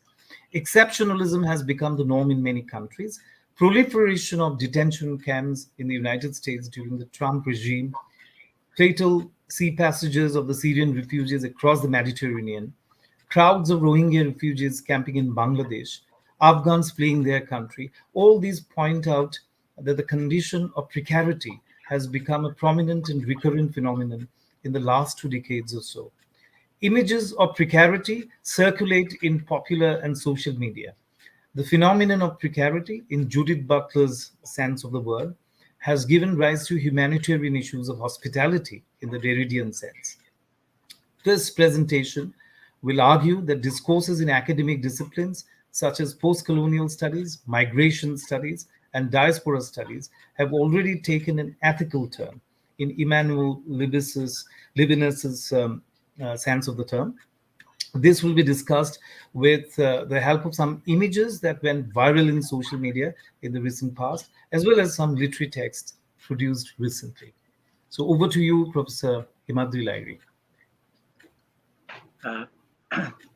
Thank you so much, Dr. Sham Chaudhary, Aninder Sham Chaudhary, and my respect to Professor Dilip Kumar Nath, the Vice Chancellor, and my colleagues, Professor Das, Dipendra Das, and my other colleagues, friends, and students. I'm very glad that you have more or less explained the background of my talk today.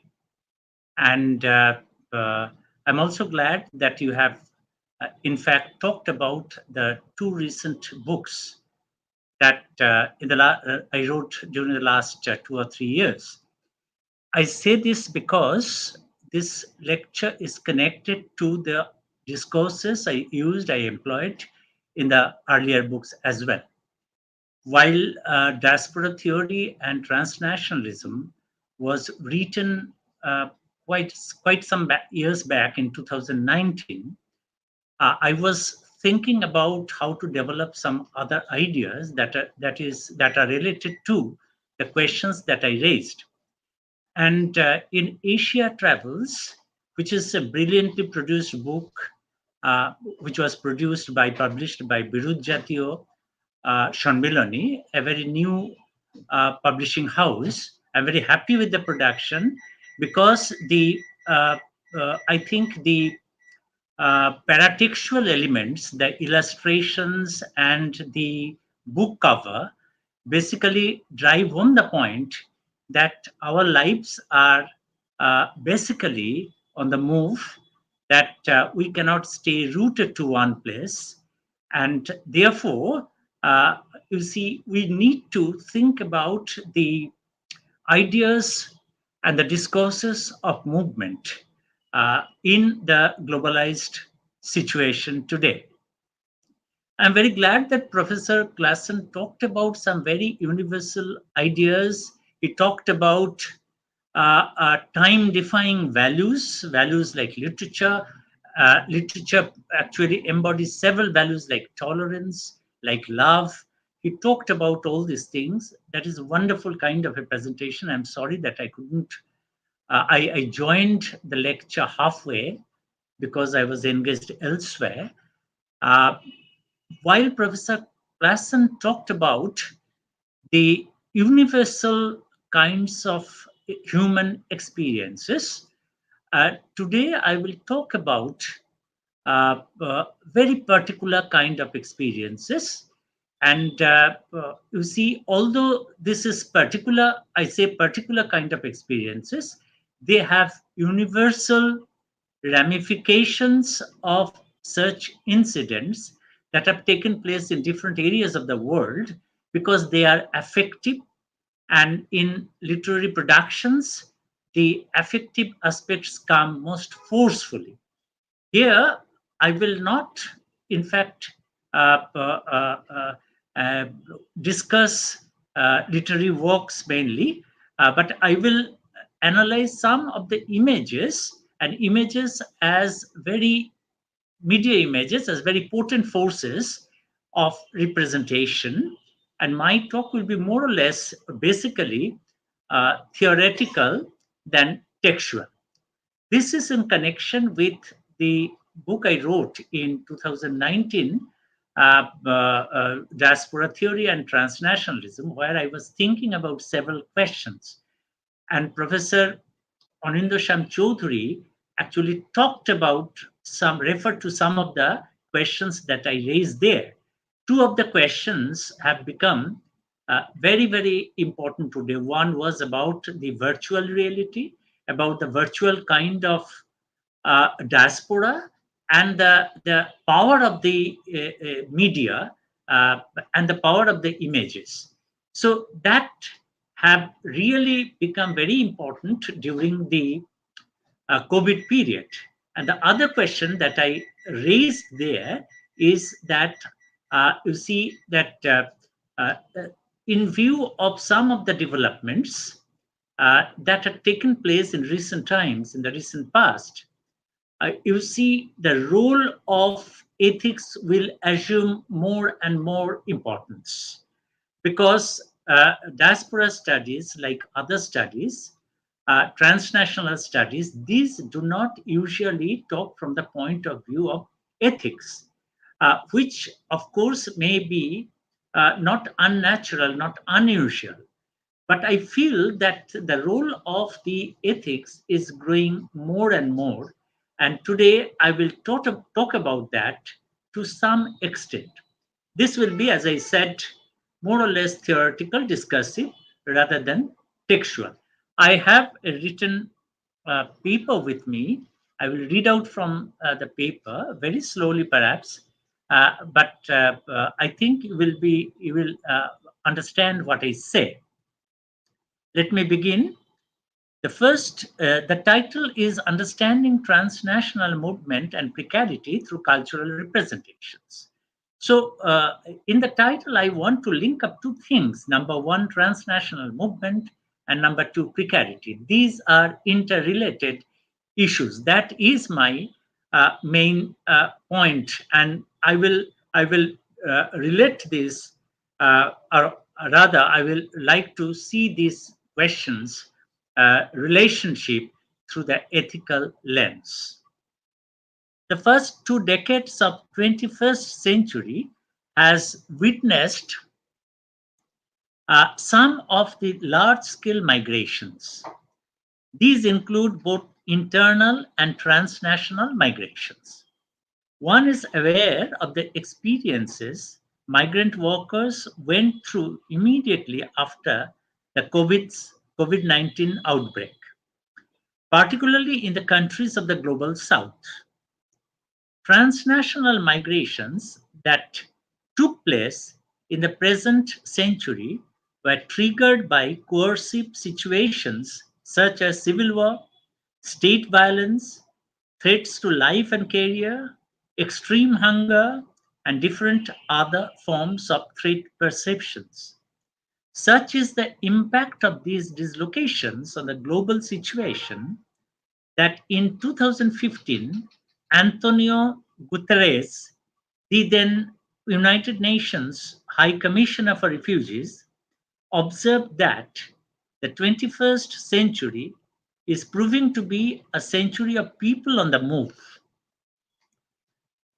This is in quotation. He lists several reasons for the displacements, chief among which are population growth, urbanization, climate change, and food, water, and energy insecurity. All these, he said, created a sense of instability. In an article, Robert Muga, too, states that, and I quote, the world is confronting a series of unprecedented population displacement crises, and offers some statistical data about the situation. And he further says, as of 2018, there were around 25.4 million refugees, 3.1 million asylum seekers, and another 40.3 million IDPs, internally displaced persons, worldwide, more than at any time since the Second World War. So you can really guess the magnitude of the problem that we are going through these days, unquote. He points out that, and I quote again, reportedly just 30% of all refugees live in planned camps administered by governments and international agencies, unquote. Expert in refugee studies, and when I use refugee studies, I basically mean that this is part of the diaspora studies, which is rather an umbrella term. Experts in refugee studies note new patterns of forced displacement in the recent transnational migration scenario, and feel that, and I quote, the international community have to recognize the growing complexity of the link between people forced to flee because of conflict and persecution, refugees according to instruments of protection, and those forced to move for other reasons, or even moved just because they wanted a better life.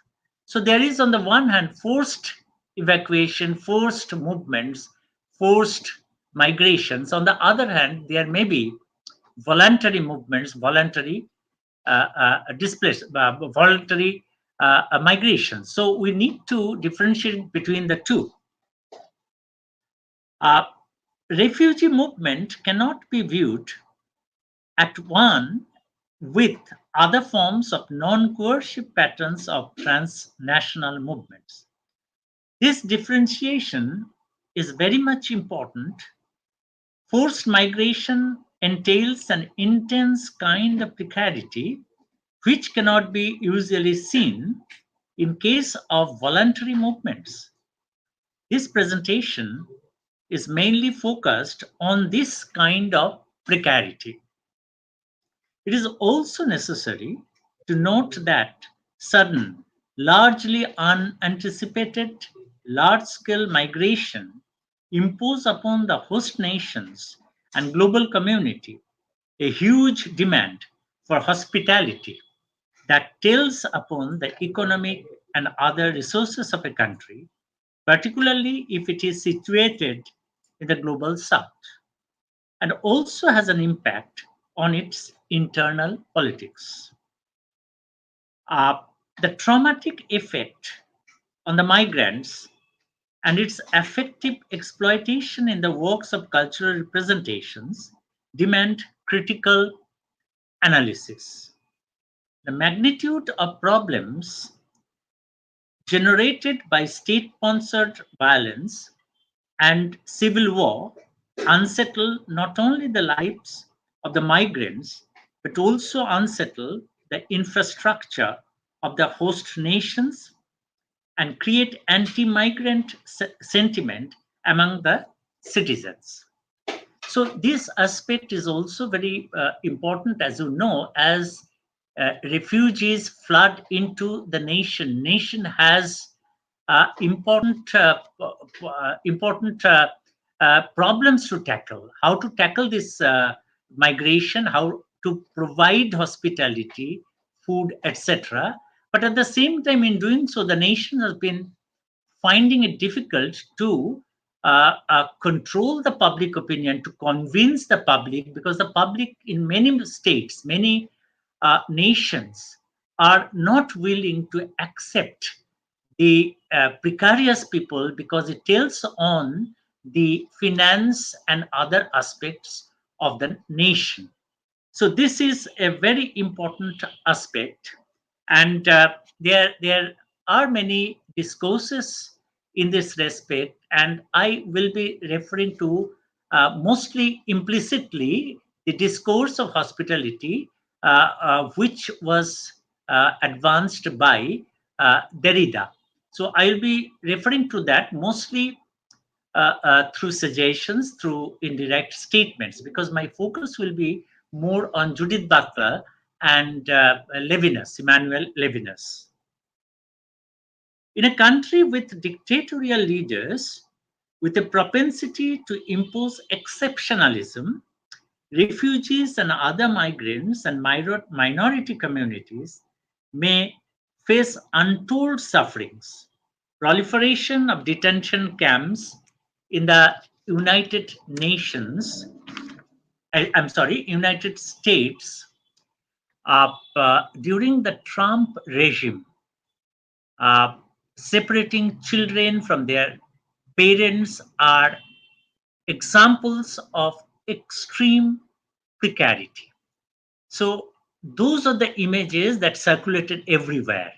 Those are the images that even seeped into our daily lives and disturbed us in our sleep. So you see, the images have affective values.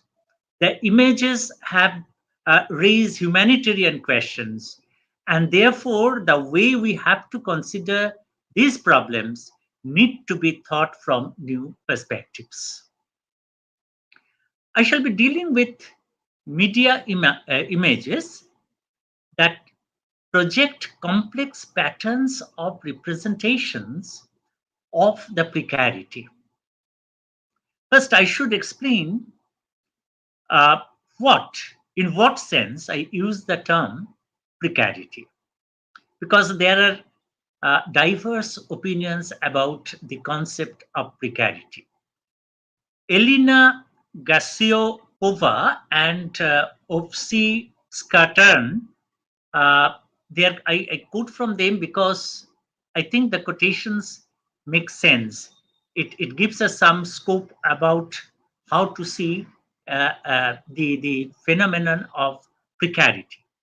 They state that, and I quote, an individual's precarious status is characterized by instability originating from a multitude of sources. First of all, this instability results from an individual's volatile job situation and financial vulnerability. Today, there are a number of similar categories at researchers' disposal. For example, informal or non-standard employment, flexibilization, but they describe only the employment type. So in defining precarity, one group of scholars basically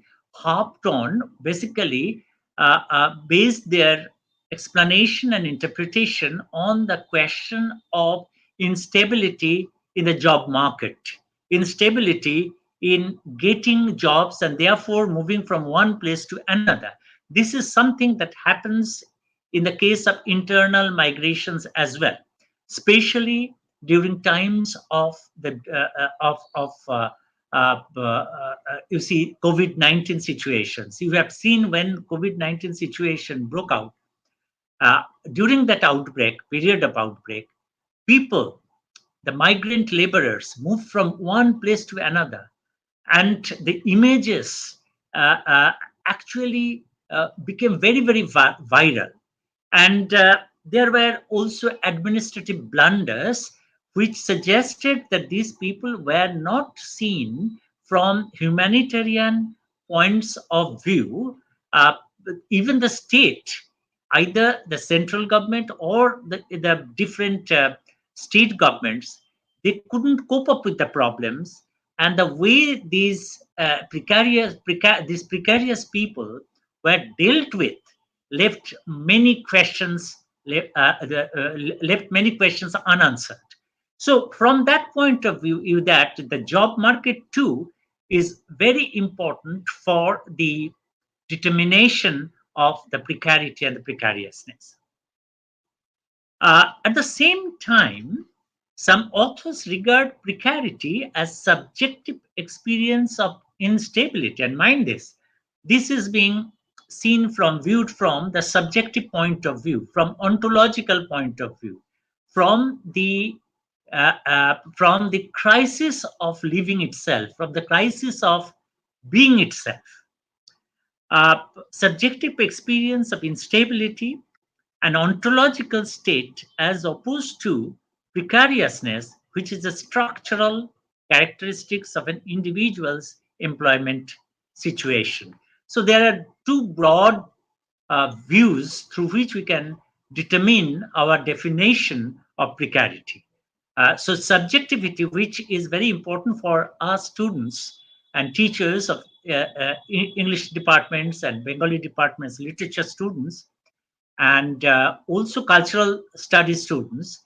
This is very important, the second kind of description, which hops on the ontological experience of individual people. And this does not mean that you exclude the community as a whole, because the individuals make the community, and ultimately the community suffers from precarity. Unquote.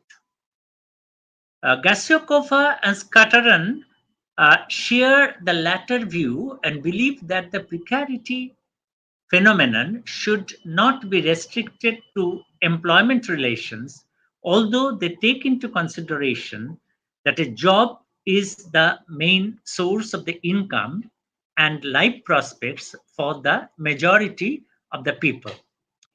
In this presentation, I shall rely more on the ontological experience of the displaced, keeping their economic difficulties at the background, although it is powerfully present and visible. For the convenience of our discourse and foregrounding discursive implication of migration and perceptions of the refugees in the mind of the global community. Judith Butler's idea of precarity is intrinsically associated with Emmanuel Levinas's concept of the other who suffers and issues address to the self. So the person who suffers is the other, and he or she issues address, sends communication to the onlookers, to the other people who consider themselves to be the self. The mainstay of our discussion is Levinas's concept of the face, which is a very important concept in Levinas. Levinas, as you know, termed ethics as the first philosophy, by which he means that ethics should be given priority. There might be other kinds of philosophy like metaphysics, but he assigns much importance. In fact, he considers ethics as the most important branch of philosophy. And in his formulations, in his articulation, the concept of the face occurs again and again. There are many interviews which had been collated together in a book form. Face to face becomes the buzzword, and therefore you see the face becomes a metaphor. Basically, it is a metaphor. I will try to explain what he means by face. So you see, the precarity is associated with the concept of face, Levinas's concept of face, which does not refer to just the face, but all the embodied gestures of an individual, such as one's movement, or the way one walks, stoops, or jerks shoulders, because through all these gestures, precarity is expressed, manifested. So the way you talk, if you are you are going through precarity, your body will speak, your face will speak. So this is the meaning of the face that Levinas assigns to the word face. It is necessary for the self to recognize the face of the other. The ethical act on the part of the self consists in recognizing through the face the precarity, which is very much ontological, as well in responding to the address appropriately. Butler conceives precarity as a lived experience, but does not stop there. She places it in Levinasian address-response communication process and harps on the role of appropriate action. So action is needed at the end of the dialogue. She observes, and I quote, "The situation is one in which we are addressed. Every word matters." In the case of Levinas, in Levinasian terminology, every word is important. That situation in which we are addressed, in which the other directs language to us. So language, which is the medium of communication, the language needs to be articulated. That language communicates the precariousness of life, that establishes the ongoing tension of a non-violent ethics. The situation of discourse is not the same as what is said, or indeed what is sayable. For Levinas, the situation of discourse consists in the fact that language arrives as an address we do not will and by which we are, in an original sense, captured, if not in Levinas's terms, held hostage. So this is an interpretation by Judith Butler, Levinas's concept of the face. So you see, there is involved a process of communication. The address is offered by is issued by the precarious other, and it reaches through language the onlooker, the self, and the self does not will that the address should come to him or her. On the contrary, if possible, he or she could avoid it, but ultimately he or she couldn't avoid it and therefore has to accept it. And Levinas uses the term not only accept, but also he or she is held hostage by the communication, by the communicative language. So you see, this is a very important, complex process. Someone does not want to hear something, but one is forced to hear that. So there are all the complications that is involved in the process of this the address response communication.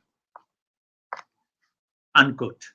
Butler's argument is thus very much ethical in tone and tenor, as it emphasizes the role of responsibility. And you can remember that in Derridian term, responsibility is also a very important term. And Derrida, like Levinas, had talked about the city of refuge, which was an utopian kind of idea, but people gathered together, they met together, and both of them addressed the questions of responsibility responsibility and hospitality. And in Derrida's case, hospitality actually means not the conditional hospitality, but the unconditional hospitality. A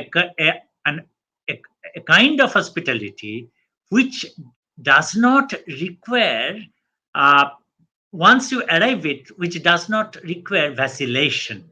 You arrive at it through vacillation, that is possible, but once you arrive at the decision, it is your responsibility to carry it out. As a discussion in the book Precarious Life, The Powers of Mourning and Violence, which was published by Verso in 2004, is born, the book, Judith Butler's book is born out of the US response to the 9/11, which generated the image of the other as an evil who is capable of killing thousands of civilized citizens, destruction of civilians in countries like Afghanistan, in the name of the other, does not ironically require mourning. So the people whom the US is killing by bombing and maiming people, civilian people in Afghanistan or elsewhere, the deaths of those people, Judith Butler argues, as if they do not require mourning. The mourning is necessary only when the citizens of the US or the first world, they die, as it happened in the case of 9/11. She was very critical about the US response to the 9/11, the US government's policies during the 9/11, although she didn't exonerate the people who perpetrated the violence on the 9/11. The self is evidently the US or the West, which is not ready to tolerate any criticism of the self, even by an individual like Arundhati Roy. As you know, Arundhati Roy criticized the US government like anything.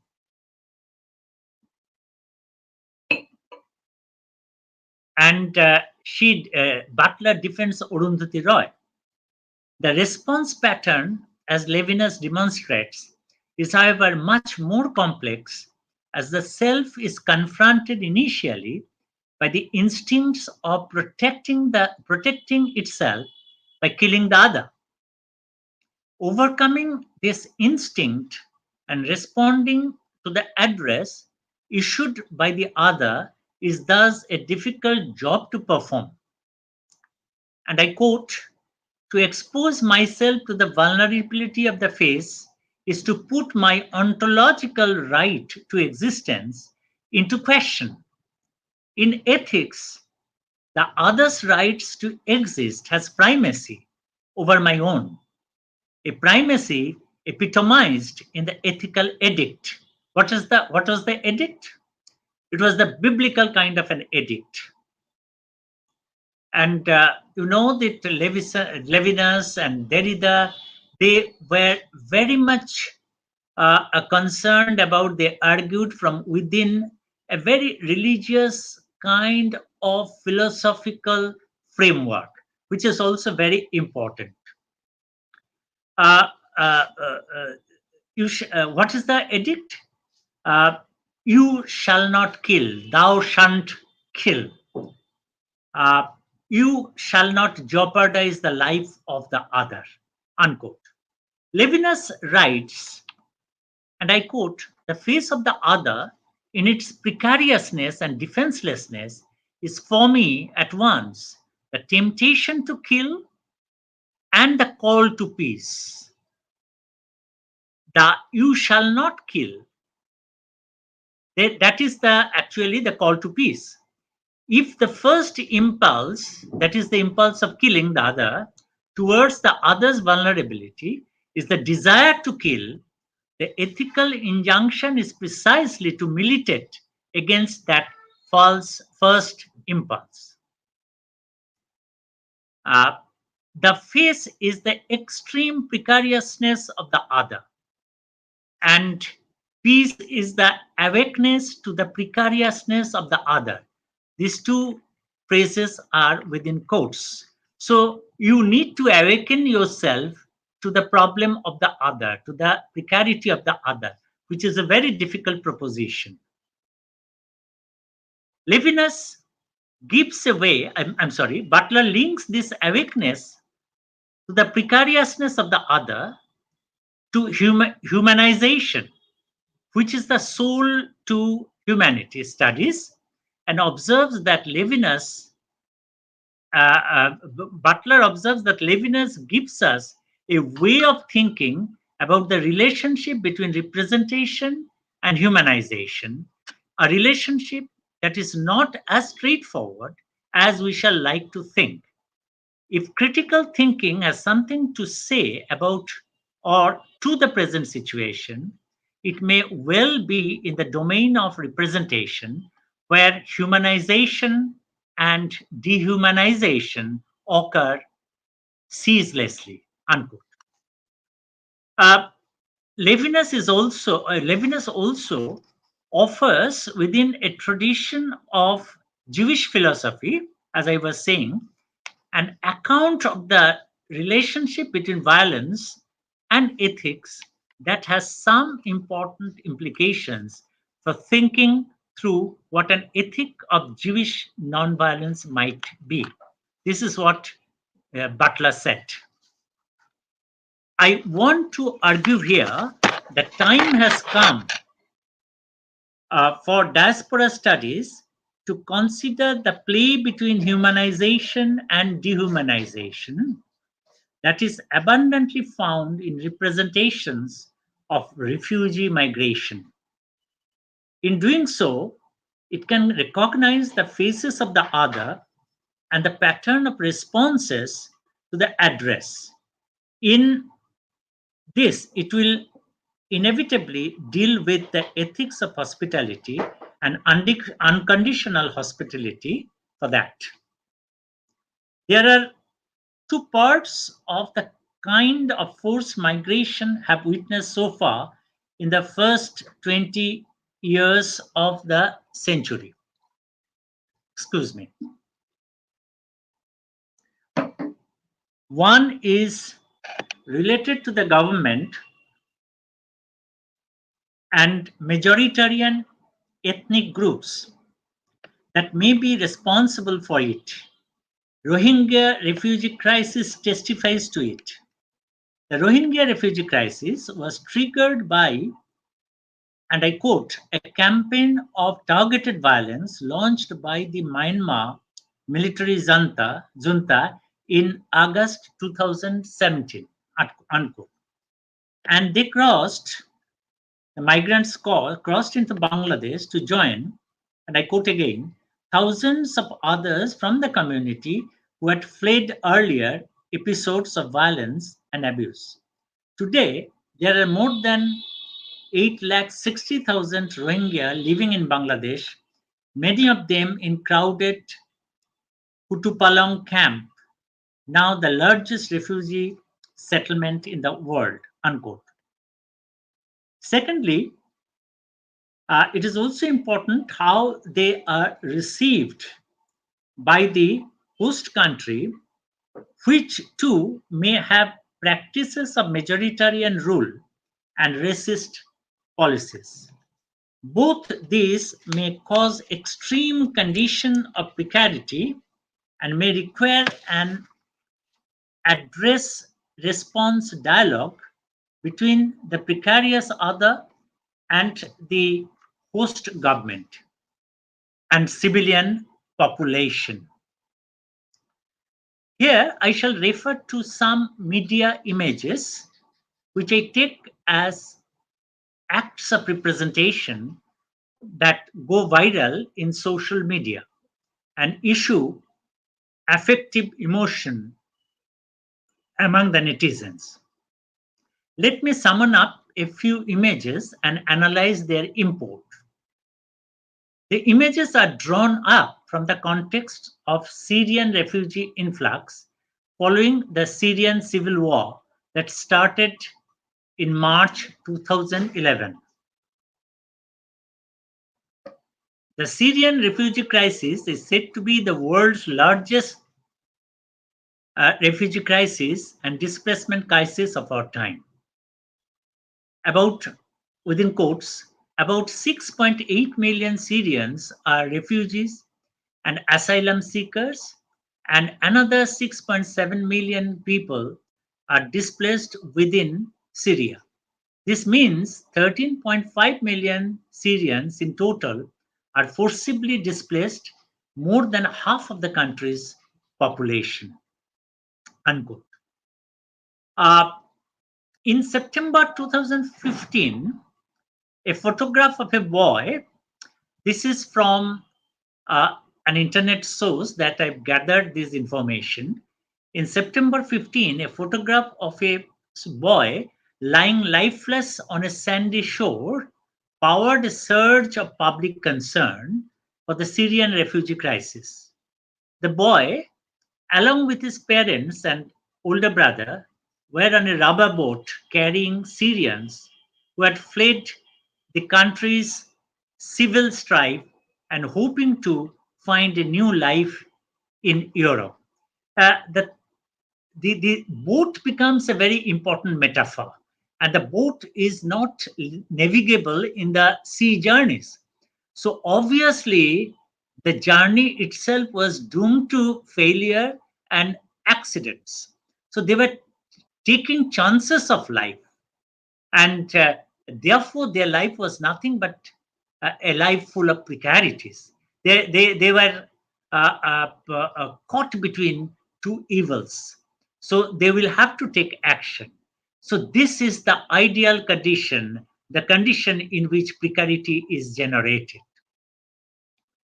And in the course of things, the boat becomes a very important metaphor. Okay, the boat of the people. Okay, so this boat is the symbol of something which is not the right kind of conveyance that is being used in an impossible situation.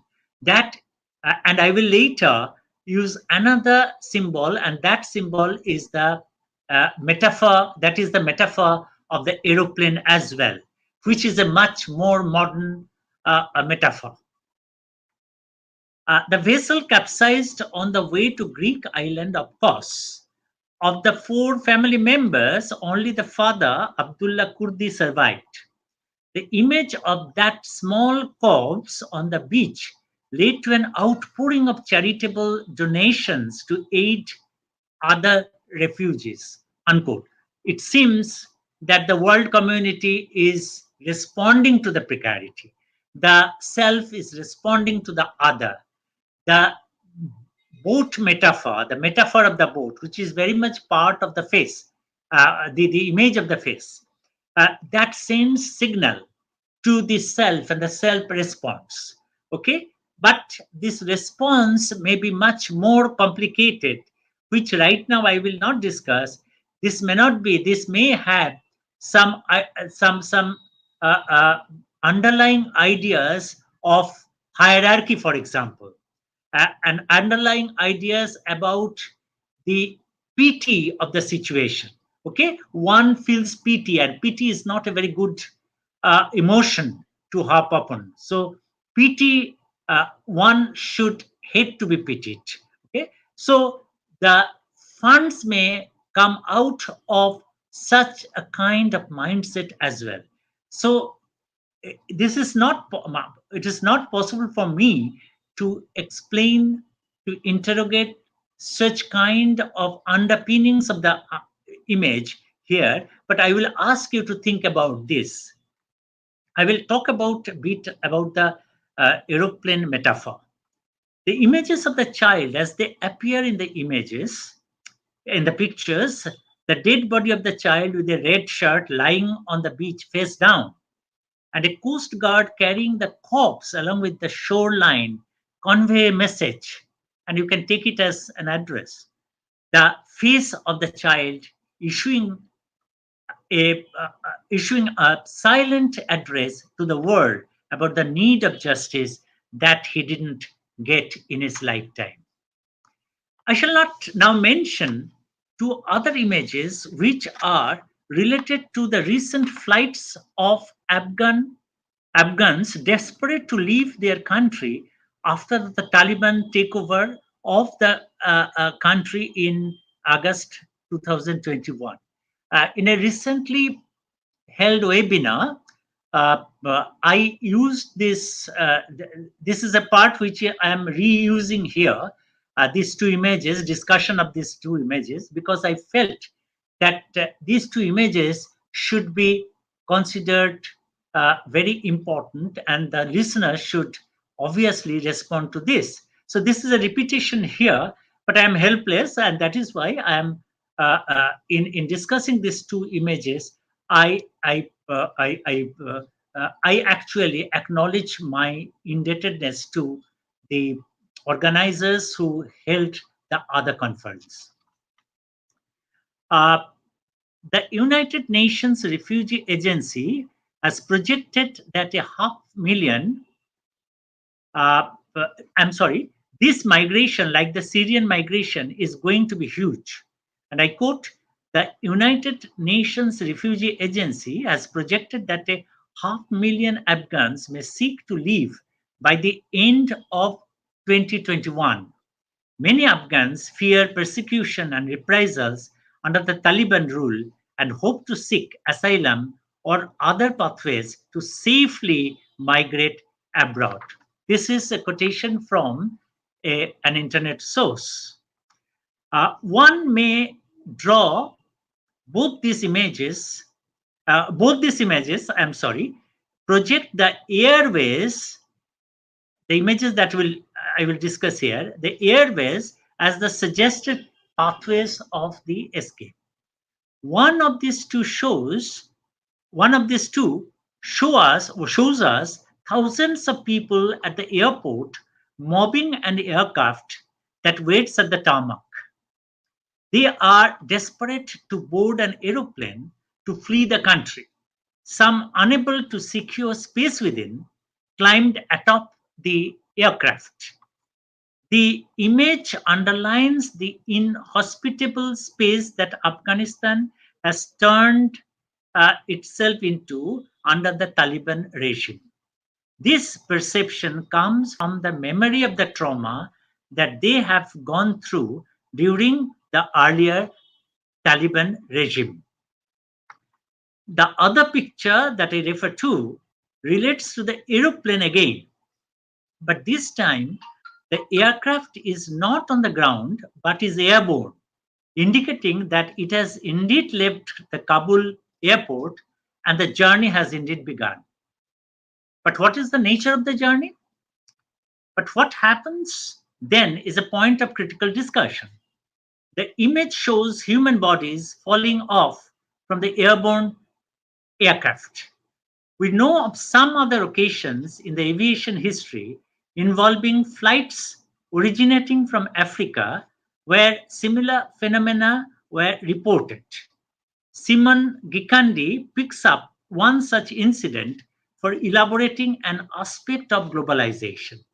He refers to two stowaways, two young Guinean boys who fled from their country to escape war, poverty, and malnutrition.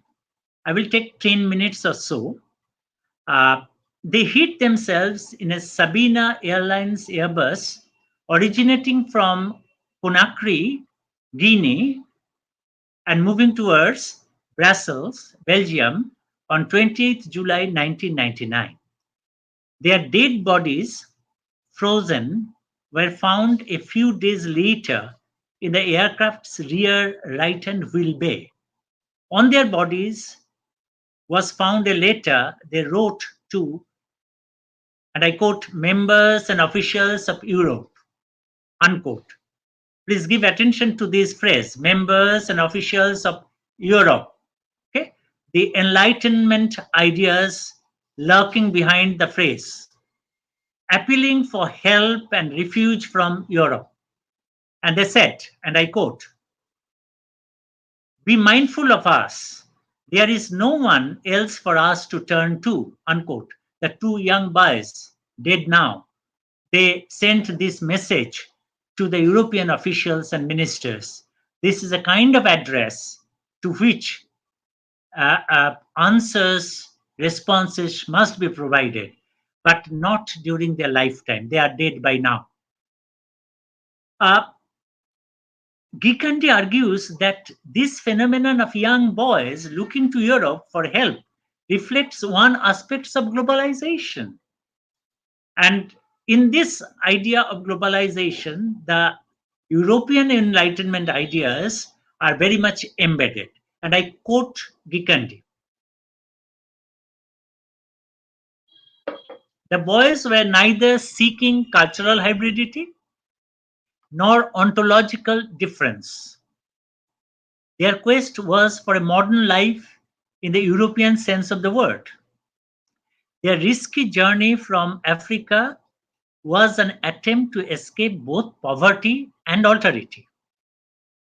It was predicated on the belief that their salvation could only come from Europe, which 2 generations earlier, black nationalists such as Jomo Kenyatta and Aimé Césaire had declared to be the major threat to the prosperity and well-being of Africa, unquote. Understandably, the Afghan refugees gathering at the airports would want to leave their country and, if possible, go to the West, the site of the dream of a better life. In a nuanced way, the dream of the West as the destination must have worked here as well. The news of the resettlement of refugees in the West may have filtered in and motivated them to leave the space at any cost. There were, and I quote, media images showing the Afghan refugees being welcomed at American airport, unquote. Obviously, there was politics in the visual representations of the welcome scene. So there was politics in the image itself, because you know that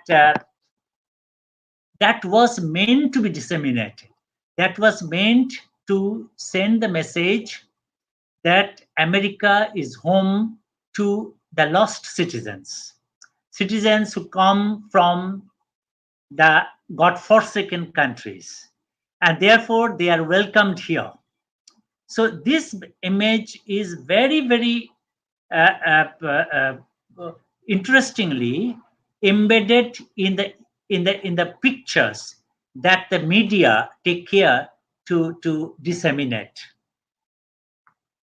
Ongshu and Chatterjee argues that these were meant to send a message of Washington's position towards China and Russia, who have been more open to dealing with Taliban. In fact, many of the Western countries, despite internal resistance, offered plans for rehabilitation of refugees. Germany, for example, announced that it would accept at least 10,000 Afghans.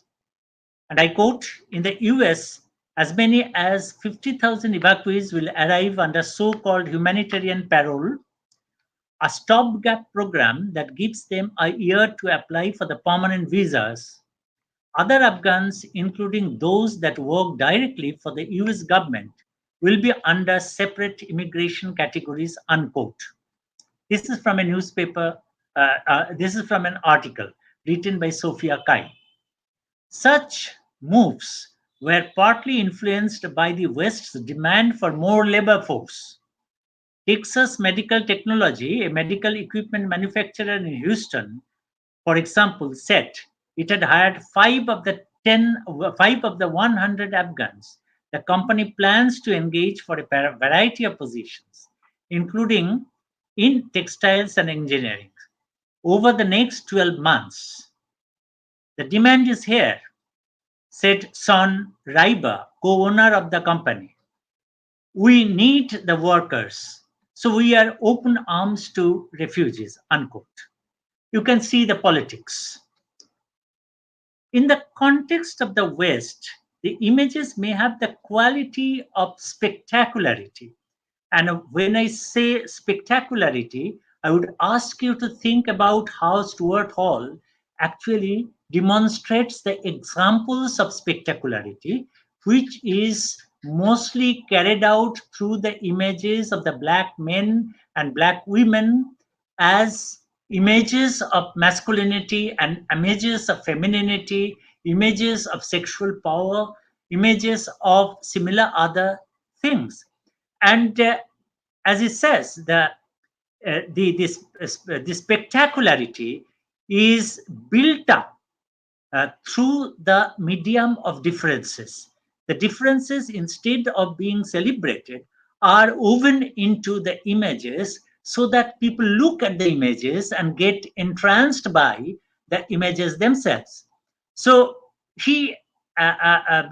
Stuart Hall has given quite a number of images, because the images actually carry signifying practices. That is part of the title of Stuart Hall's book. So the images are representations. They convey the signifying practices. Practices walk through differences. Okay, that is born out of a sense of difference. The Syrian or the Afghan national space is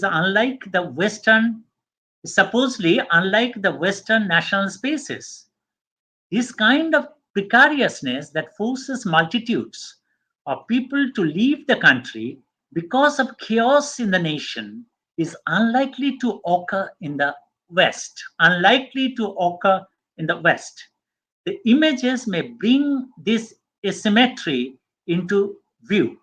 Lily Choliarsky, in her book Spectatorship of Suffering, argues that visual media reports can indeed foreground the difference between the spectator located in the safe drawing room, much removed from the space of violence, and the sufferer in the maelstrom of chaos.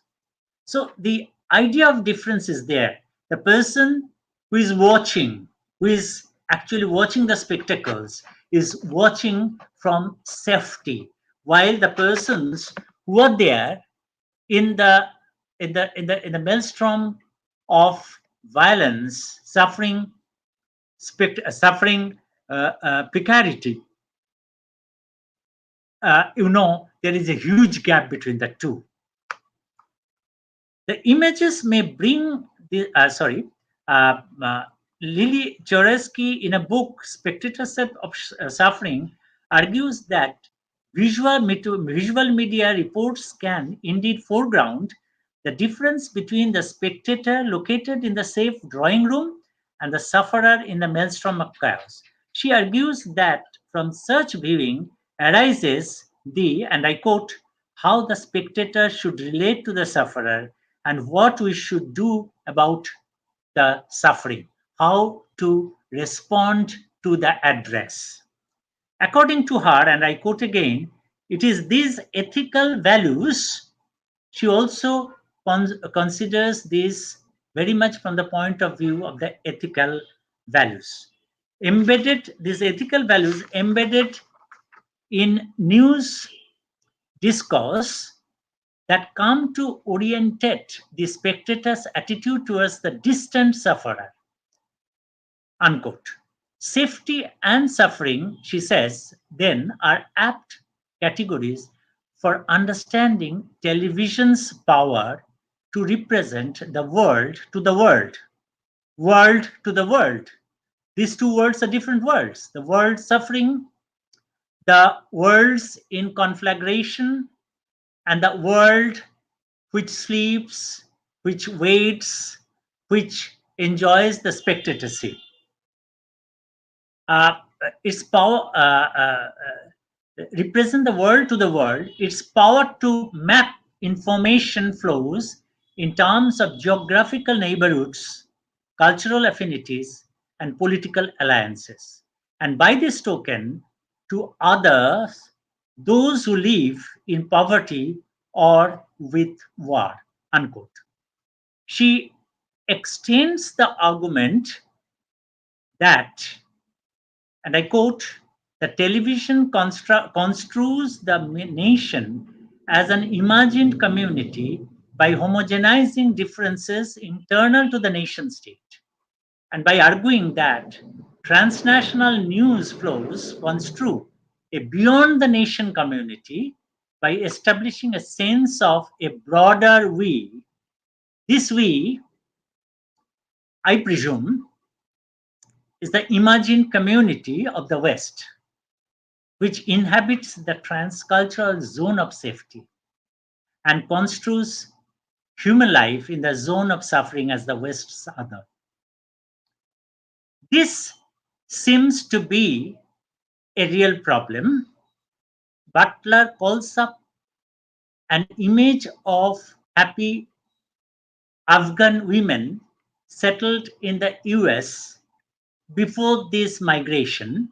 These women went to Afghanistan, as during this period also thousands of men and women mainly because they were being rescued from, within quotes, rescued from these Taliban hands.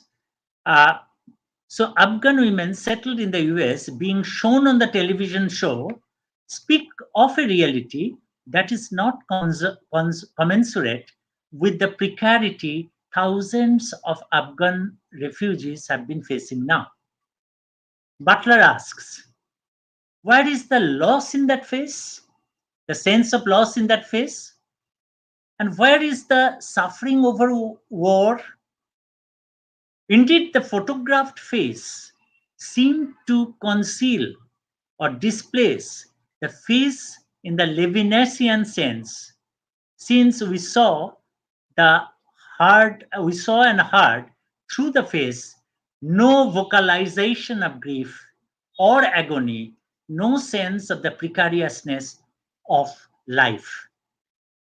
This is where I believe diaspora studies, refugee studies, and allied studies, all kinds of allied studies should intervene, because they can point out that these images are not innocent images, that the hospitality that these powerful nations and powerful bodies are providing are not innocent. They play the politics, and the politics can be vicious. And the viciousness was seen during the period when Osama bin Laden was being made. He was in the process of being constructed, because it is also said that Osama bin Laden is a product of the American regime. So diaspora studies and similar other studies should intervene here and point out the loopholes and underline the necessity of the unconditional hospitality that these world bodies should provide to the precarious people coming from Afghanistan, from Syria, from Myanmar, and several other areas of the world. This is the need of the hour, and I believe diaspora studies will soon take a turn towards the. It will take the ethical turn very shortly. This is how I ended my book with the title, which was entitled Diaspora Theory and Transnationalism. This talk is an extension of that idea, and I believe at some time in future I will be able to publish this in an extended form. Thank you so much.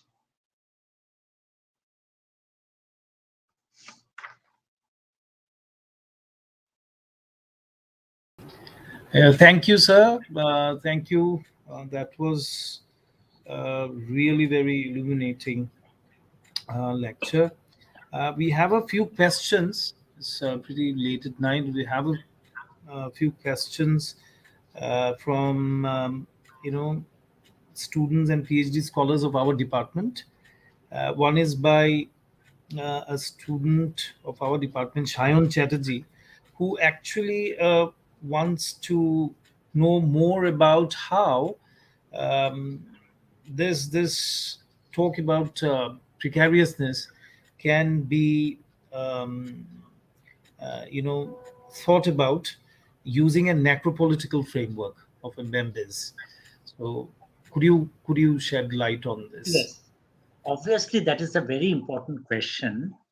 You know that the author of the necropolitics, the discourse of the necropolitics, as you know, advanced a very new kind of argument. The basic argument was the argument related to the post-colonies. The post-colonies, as he suggested, I just forgot the name of the author, which is a very well-known author. I tend to forget the author's name, an African author, Membe, the Membe. So Membe, Achille Membe. Yes, Membe. Membe argues that the post-colonial countries, the countries which became independent, they have been replaced by new regimes, and these new regimes, as you know, has mainly replaced the other regimes, the colonial regimes. The basic pattern is the same, only the players are different. So in African countries, in the global south, in Asian countries, you will find this necropolitics and the bureaucratic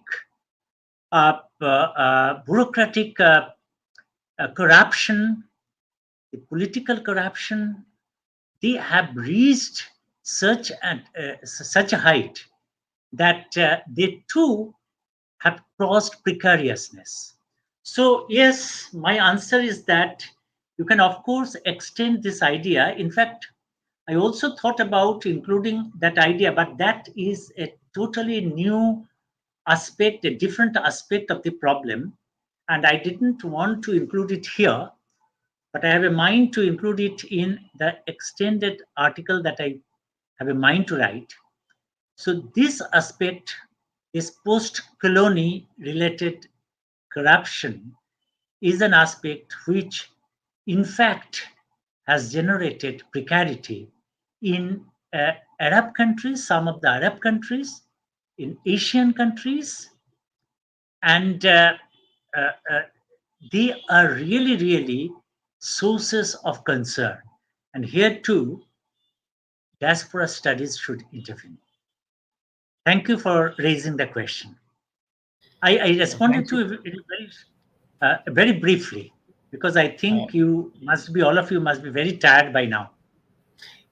Yes, but I think we will be looking forward to your article where you'll be using this necropolitical framework of Membe. Thank you, sir. Thank you for your response. One more question, if that is okay. Yes, no problem. Yeah. And if there are other questions, then we will send them to you through email. Sure. So this question is from Kingshuk Chakraborty, who is a PhD scholar of our department. He asks this question about whether Butler's concept of livability can be utilized to reassess the dilemmas inherent in Derrida's ideas regarding hospitality. I in fact advanced my arguments on that line. Yes. Okay, the entire paper that I read out is based on similar kind of argument, and you are absolutely right. And I'm trying to do that for the last 3-4 years. There absolutely, you can integrate this kind of precarity to Derridian sense. And you can think of the articulations of Derrida's concept of Derrida's articulations about the city of refuge, Levinas's ideas about the same. Derrida is one of the very few critics to respond to Levinas's idea of the city of refuge, which had its origin in the biblical sources. Okay, so all these can be brought together almost in a seamless fashion in order to develop an argument, a discourse.